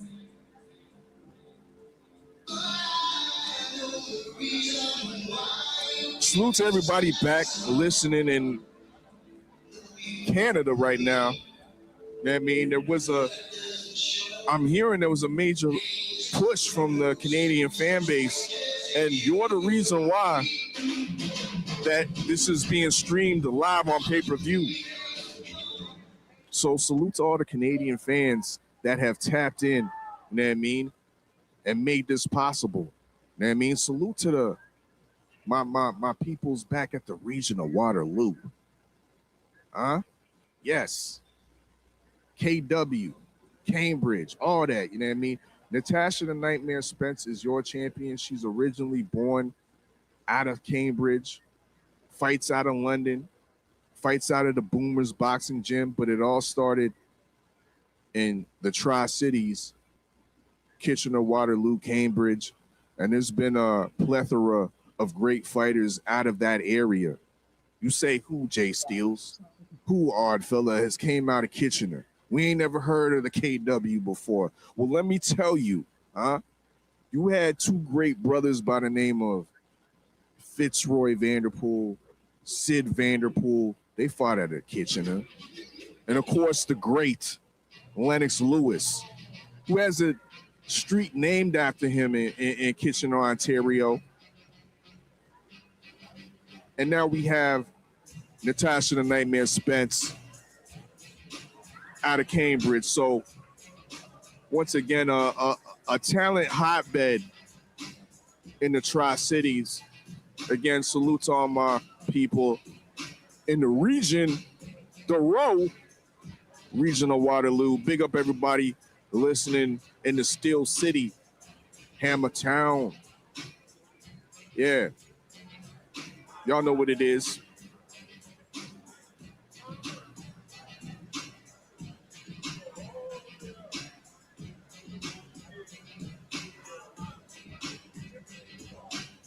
Salute to everybody in the building. We almost there, a few minutes away. I believe they're waiting for the big ambulance truck to come through, aka the medicals to show up, and then they can get underway. You know what I'm saying? So they said 8 minutes a few minutes ago. So I think we got a few minutes to go, and we'll be underway. We'll be showing one of the prelims. Supposed to be 3 fights. If you heard earlier, you know, Oddfella and KG, they were on. They said a couple fights fell through or canceled for various reasons. But we'll be showing one, and you guys can, you know, for $25 can watch the main card. The main card with the main event with the Nightmare Natasha, the Nightmare Spence taking on, you know, Precious Harris-McCray. It's a big fight at super welterweight, 154-pound division. You know what I'm saying? And it's going to be a good fight. You know, we had Natasha Spence on our show a couple of times. Yeah, we also have Deon Fox in the crowd tonight. Oh, okay. They go to commentating. And we also have Precious McCray on as well. You know what I'm saying? So all of Richmond is turning out for this big fight punch in out Richmond, tonight. Virginia. The Richmond Two punch men out. hop into this ring and give it everything they've got. God bless you. Jesus loves you. Remember, don't give up. Yep. And as you see there, my man Oddfella is doing the color commentating. I don't know if he's doing play-by-play or color commentating, but either way, it's a big deal. You know what I'm saying? It's a big deal for the Okay, UFC. so interesting. We have Muhammad Ali's. This is dope. You know what I'm saying? So wife in the building. Yeah, Muhammad Ali's salute wife. to her for pulling up, That's what's up. supporting championship female boxing at its highest level. Again, Make sure y'all tap into championshipminded.com for future boxing events. This brother over here has a knack for putting on great boxing cards and consistently. Yes. Rumble at the Raceway. Had a card at the Richmond train station. So, yeah, I'll be looking forward to seeing what's next. But this is definitely a nice little event center. Once again, we 20 minutes outside of downtown Richmond in the Henrico Sports and Entertainment Complex.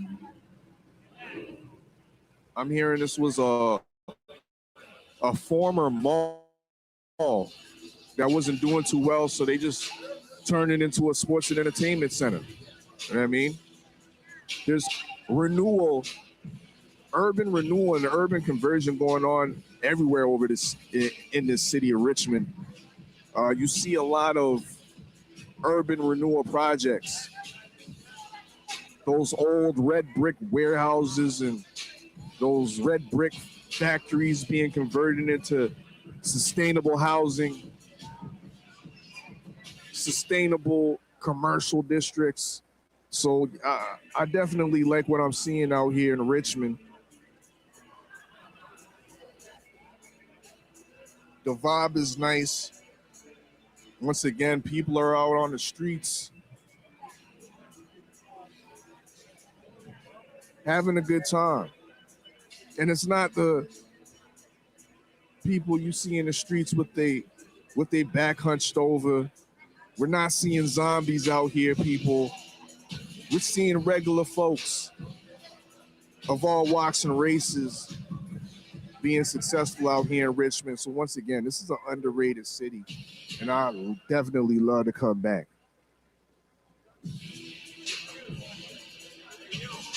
Let me just add to that before Oddfellow speaks again. The promoter of this fight, Jonathan Johnson, has promoted a couple other fights in Richmond as well. Last year, they had a nice little card in Richmond last year in July, where you had Nick the Quick Sullivan. He was on the card. You know, he's a big name. He was formerly with Golden Boy. We also had him on the show Tales from the B-Side. And Jerry Forrest was on the card as well. So this guy trying to do big things. You know, it's not easy promoting. It's not easy doing events and fight cards because things like, you know, cancellations and things happen. You know what I'm saying? And unfortunately, we had a few in this fight. We were supposed to have at least 7 to 8 fights, and it got, you know, shortened to 4 today. So, but, you know, things like that happen. So he's trying, but they do get good turnouts, decent turnouts in the city. They do well. You know what I'm saying? The arena has filled in well. We're back at it. I'm your host, your favorite, your most hated Oddfellow. Once again, courtesy of Championship Minded Promotions. We at the Richmond PunchOut. About to get this first fight started any second now. Cruiserweight fight. Carlos Franco versus James Williams. Big time. It's going to be a 4-rounder, but I don't think it's going to last no 4 rounds. No siree. Next after that, we have the Italian sensation Rocco Vassallo. You know what I mean? Going up against a seasoned veteran in Gregorio LeBron. After that, we got the fighting man from the Stewart clan, Henry Stewart. Fights out of Baltimore, but originally from Toronto, Ontario, Canada. He'll be fighting his best opponent to date out of Mexico, Francisco Ruiz. And of course, for the main event, we have Natasha, the Nightmare Spence, the reigning WBA International Junior Middleweight Champion, going against Precious Harris-McCray. Indeed, she's coming off of a loss. Her last fight was an L, but she's looking like she's made some changes in her camp. She's left the continental United States and moved over to Egypt, and now resides and trains in Egypt. You know what I mean? And apparently is getting some good work over there. But I must reiterate, she missed weight on the first attempt on Friday at the weigh-in. But we have a fight tonight, y'all. We have a championship fight. Once again, salute to the ladies. Female boxing is hitting right now, for real. Female boxing is on top right now because there's no duckery. There's no tea sipping talk. If a fighter wants to make a fight, these fights get made. There's no, oh, look at your resume. Oh, look how much losses you got. No, they ready to get to it, So once again, salute to these these female boxers that are holding out a sport of boxing right now. We still waiting on the welterweight division to get their act together on the male side, Once again, shout out to Hard Hitter Sports and Entertainment that was firing shots heavily at some of these fighters that are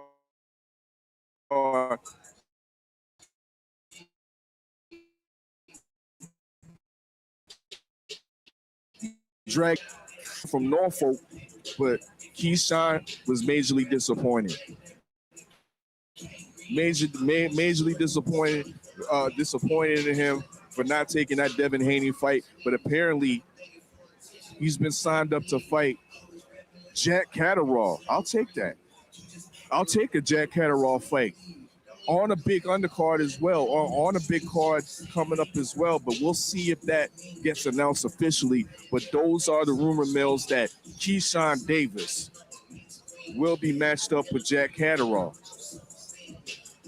Shakur Stevenson, highly disappointed in him as well. Of course, there's no argument that it seemed like he's ducked the fight with Devin Haney. But what other fights is available to Shakur Stevenson? There's no talks surrounding him. Who's his next opponent? He recently went over there and signed with Zuffa, which I don't mind. You know what I mean? I don't mind, but you know what I don't like is when these guys go over to Zuffa and they're not flying the Zuffa flag. He's still talking on some, yeah, I want to get some other belts and this and that. No, bro. If you over there at Zuffa, fight those Zuffa opponents. So I'm with, if they putting El Rayo in front of you, go ahead and clean up El Rayo and stop all this tea sipping talk on the internet. You know what I mean? That's where I'm at with it. I'm tired of the tea sipping that's going on in boxing. There's too much tea sipping in male boxing right now, and these are the major contributors to it. Drinking all that Earl Grey, drinking all that orange Pico. Yo, put that to the side. We ready for some smoke. I used to break the times like this, to rhyme like this, so I had to grind like that, shine like this. In a matter of time I spent was locked up in the back of the paddy wagon, cuffs locked on the wrist. See my dreams unfold, nightmares come true. It was time to marry the game, and I said, yeah, I do. If you want it, you gotta see it with a clear eye view. As sure as you Trying to tune out the music a little bit. So excuse me if it goes a little mute. I'm don't want to play too much of the music. You know what I mean?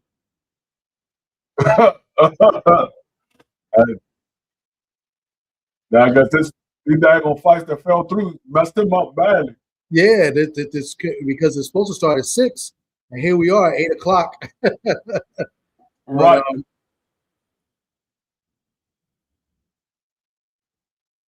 Yeah. Richmond. The vibes are right, and we about to get down to these fights.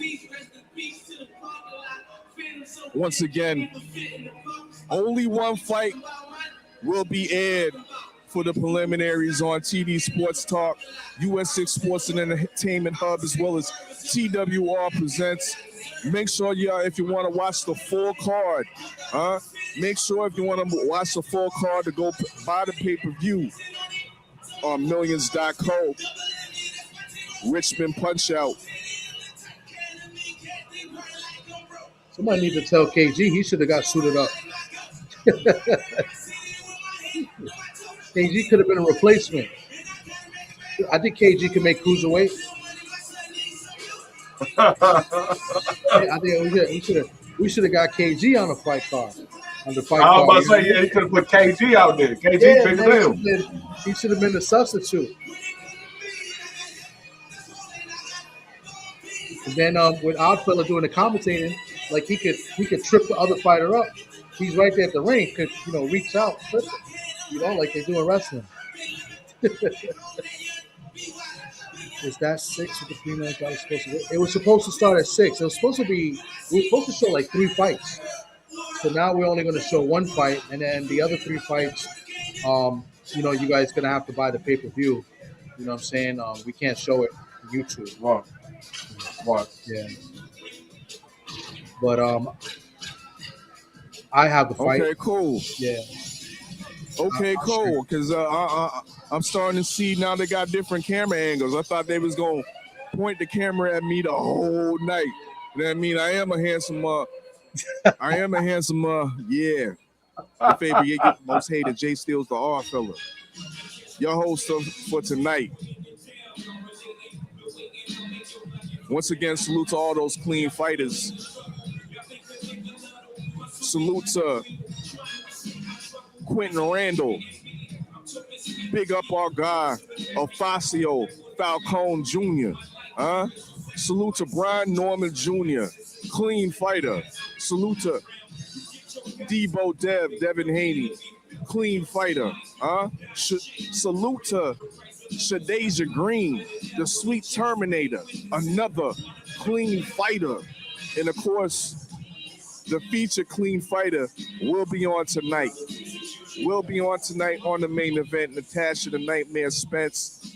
Support your clean fighters by picking up some clean fighter tees from ShopUsualSuspect6.com.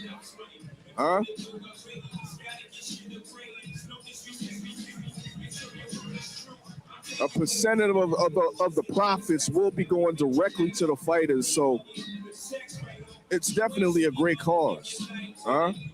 Support your clean fighters.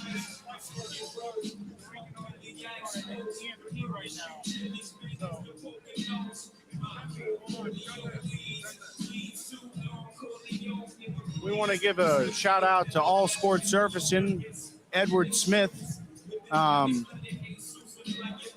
Good sponsor of this. Shout out to you, Eddie. Don't Give Up Podcast.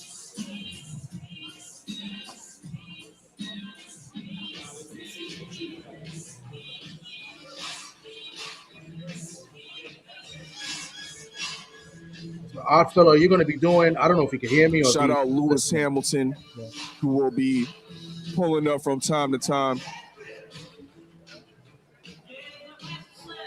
and assisting me with this fight call.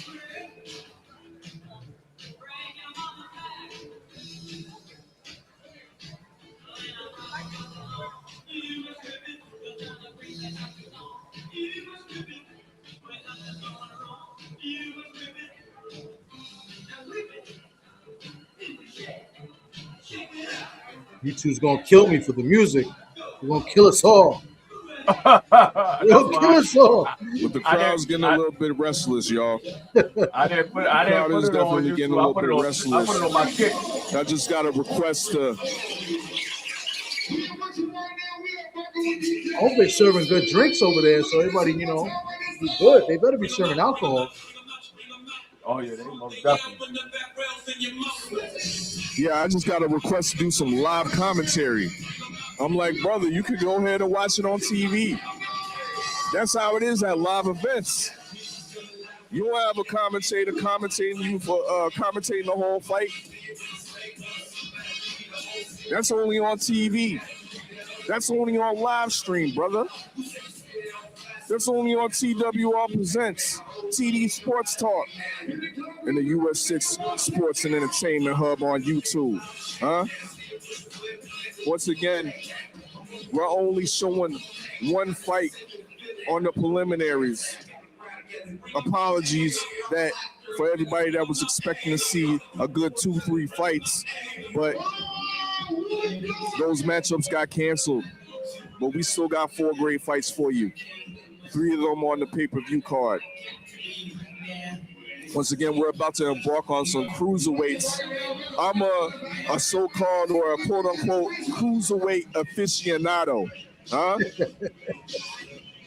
Out of all the mandem in the US 6, yeah, I said mandem. Out of all the mandem in the US 6, I'm that guy that pays attention to the cruiserweights. Huh? And we definitely got a interesting cruiserweight on the card tonight as the co-main support in Henry Stewart, undefeated Canadian. 8-0, 6 KOs. Currently holds that World Boxing Federation title. And he has something in store if he's successful with a victory tonight. He has something in store for y'all. You know what I mean? So I'll definitely be looking forward to that.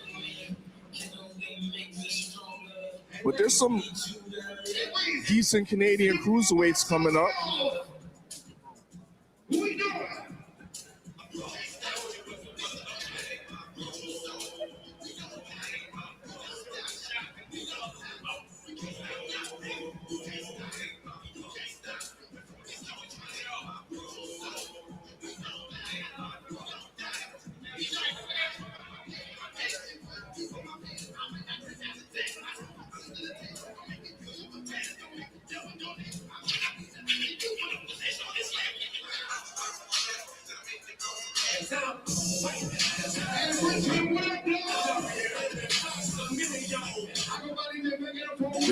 It's definitely about to start.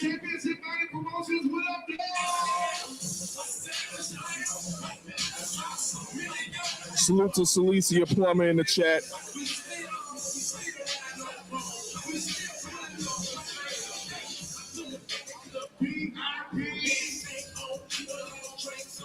Wipe me down. Wipe me down.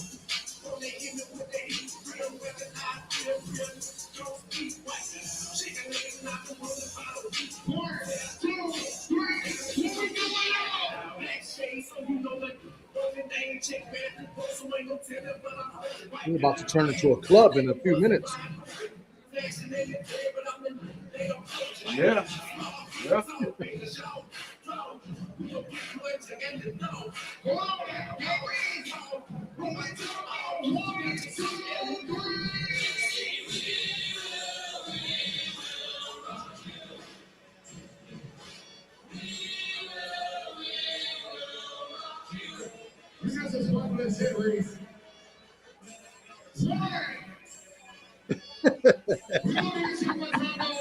I'm gonna just pause the show for a minute until they get back.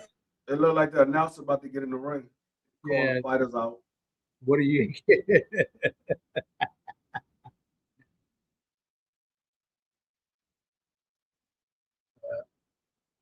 All right, it looks like they're about to start. The announcers in the ring. Let's see what's up.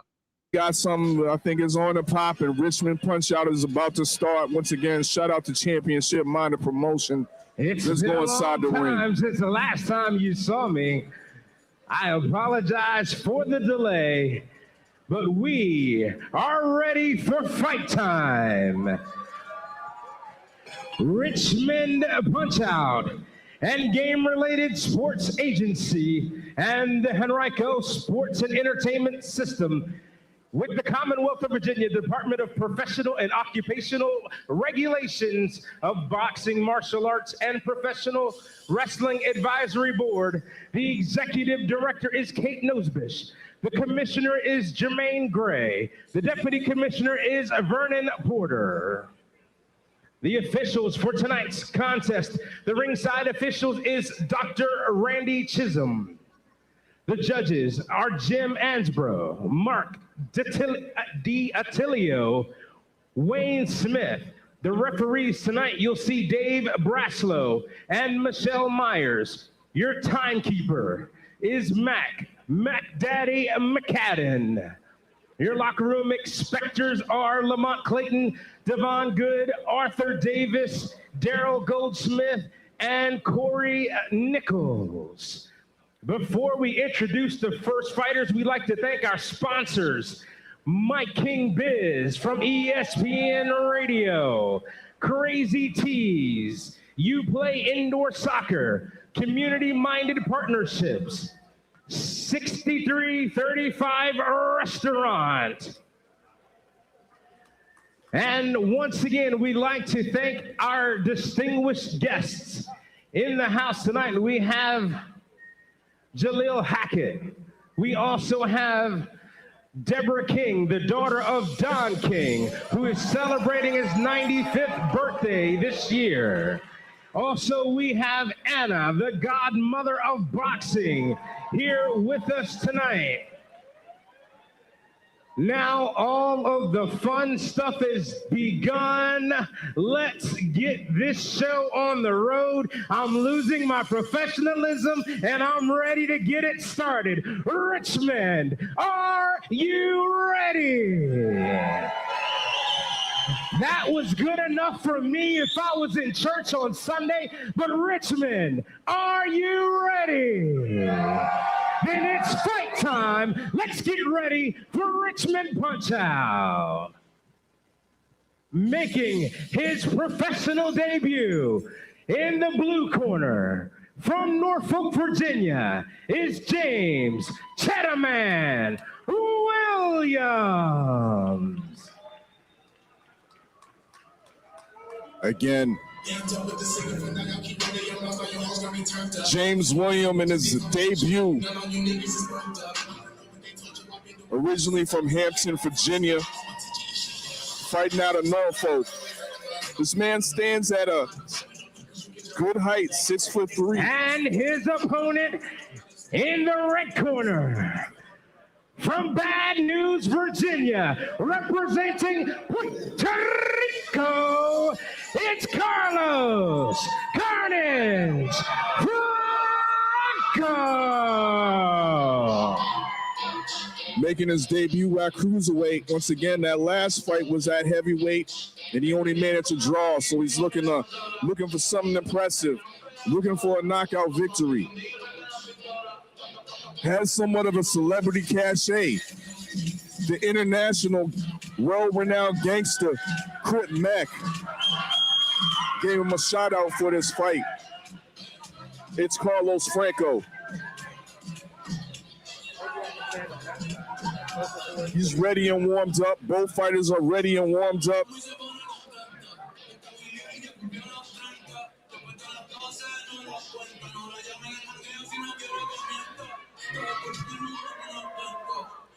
Again, James Williams is very once again, ladies happy and gentlemen, for this opportunity. In the blue corner, making his professional debut from Norfolk, Virginia, is James Chettaman Williams.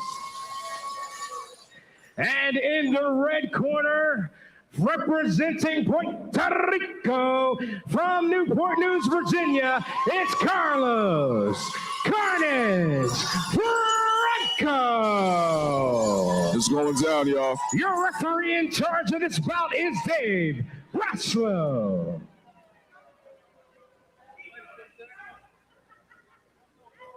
And we is about to start this cruiserweight fight.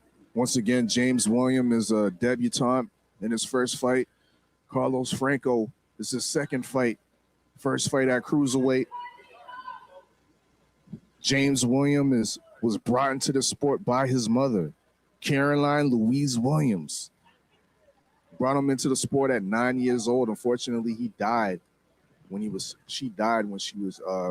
12. But said, yo, I got to continue this sport for her. And he's here right now doing his thing. Starts out with the jab. Okay. Looking to get Franco's physical. trying to get close. Looking to get physical. That's a push down. Franco looked like he caught him with an uppercut, but Oh, the referee called it a knockdown. We got to count. First knockdown of the night. All right, let's get it. There seems to be some nervousness here. He needs to tuck that chin. These guys are fighting with early jitters. Everybody's smothering, falling into each other. See if somebody can settle themselves.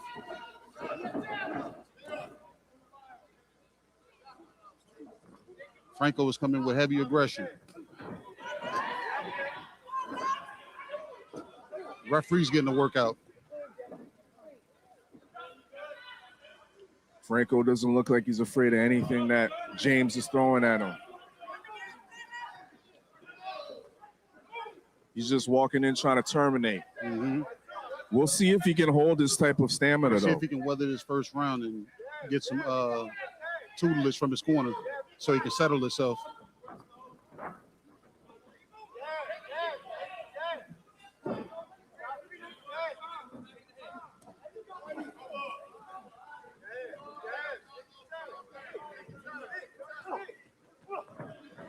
Oh, hit him with a clean one there. That right hand puts him down. Second knockdown in a fight, and I think James Williams is hurt from this one, but he's trying to get up. He's up at 8.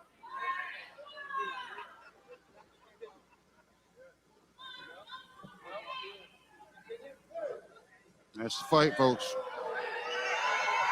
James Williams said he didn't want no more after that.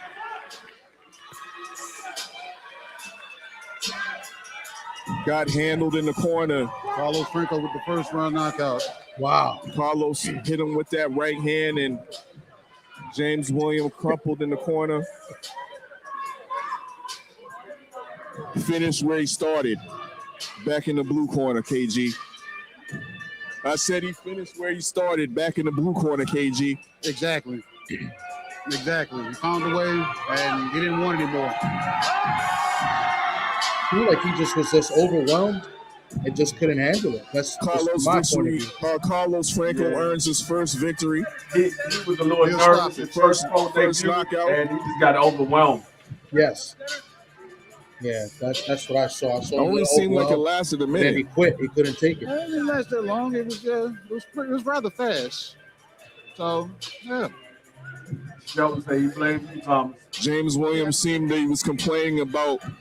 All right, ladies and gentlemen. Yeah, something up with his head. He got hit behind the head or something. The referee has called a stop to this contest, and the winner in the red corner, Carlos Carnage Franco.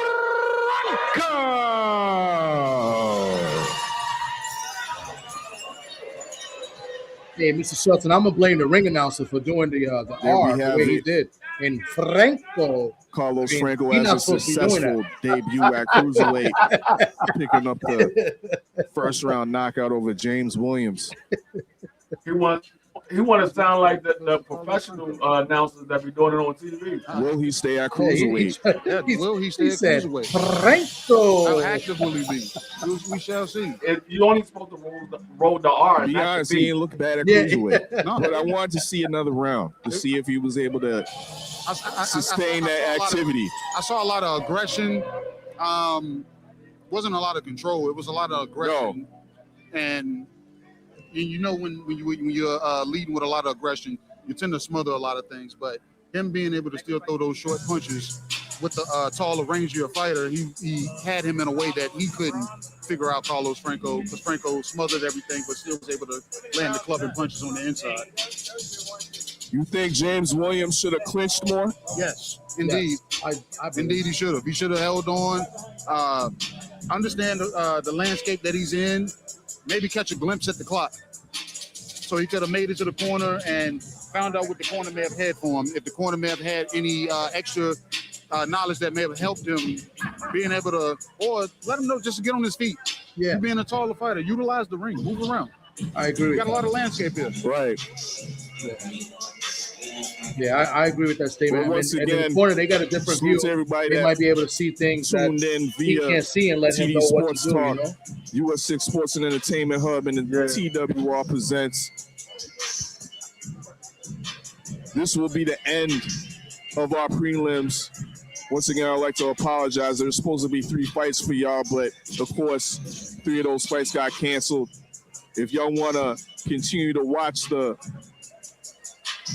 fights later on tonight, the upcoming fights between Rocco Vasallo, the upcoming Cruiserweight Championship between Henry Stewart and Francisco Ruiz, the upcoming main event Junior Middleweight Championship between Natasha Nightmare Spence and Precious Harris-McCray, you have to buy the pay-per-view. On Millions.co, $25 American, $35 if you across the border over there in Canada. QR code is provided on the screen, or tap into usualsuspect6.com. Salute to TD Sports and D Free for hosting us this evening. Once again, tap into Millions.co with the Richmond PunchOut, championshipminded.com.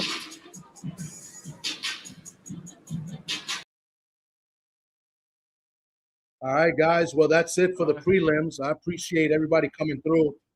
Hopefully, you guys are able to get the pay-per-view. I will be recording it on my end, and we'll try to make shorts and stuff out of the card, just because I want to record Oddfella and KG doing the commentating in the back. So I'll definitely do that, and they'll probably reproduce that the best they can. They're pretty good at doing shorts and videos. So, yeah. Hopefully, y'all enjoyed that first round knockout. I mean, that was all we got a chance to see tonight. Like they said, one of the couple of the fights was canceled due to a fighter's health, so we didn't get a chance to show the other fights. yeah, so that's our time, guys. We appreciate you guys coming through. Look out for us, man. We're going to be coming in heavy this week with the football, the NFL talk. We're going to be doing that. We'll do some fight recaps as well. You know what I'm saying? Go follow our man D Free. You know what I'm saying? His channel. He does a lot of the football content. We'll be doing that as well as we'll be doing our picks every week. You know what I'm saying? So yes, sir. We'll be doing our picks also and giving you the winning picks every week. You know, we're pretty consistent on our picks. You know what I'm saying? And, you know, we also have fun with it. You know what I'm saying? But definitely appreciate everybody coming through. D Free, appreciate you coming out, rocking with us and helping me, you know, do this. Even though we didn't do the commentating, but it was pretty cool to see Oddfella and KG do that. I thought that was pretty cool. Yeah, not a problem, man. You already know. Yeah. This is what all we right, do. Guys. We'll check you out in the next one, man. You guys be safe. Appreciate you guys pulling up. Enjoy your fights tonight. Go check out the pay-per-view. You know what I'm saying? $25. And then after that, you can tune in and watch you know, the Teofimo Rowley fight, because that's the only really fight on that card, you know what I mean? And of course, D Free's cousin, you know, Gary Antonio Russell. Yes, sir. All right. Peace out, everybody. Peace.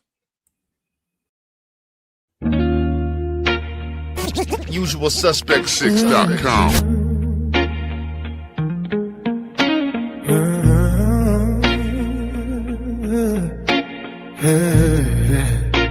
Yeah. The good Dr. KG, white coat over all black.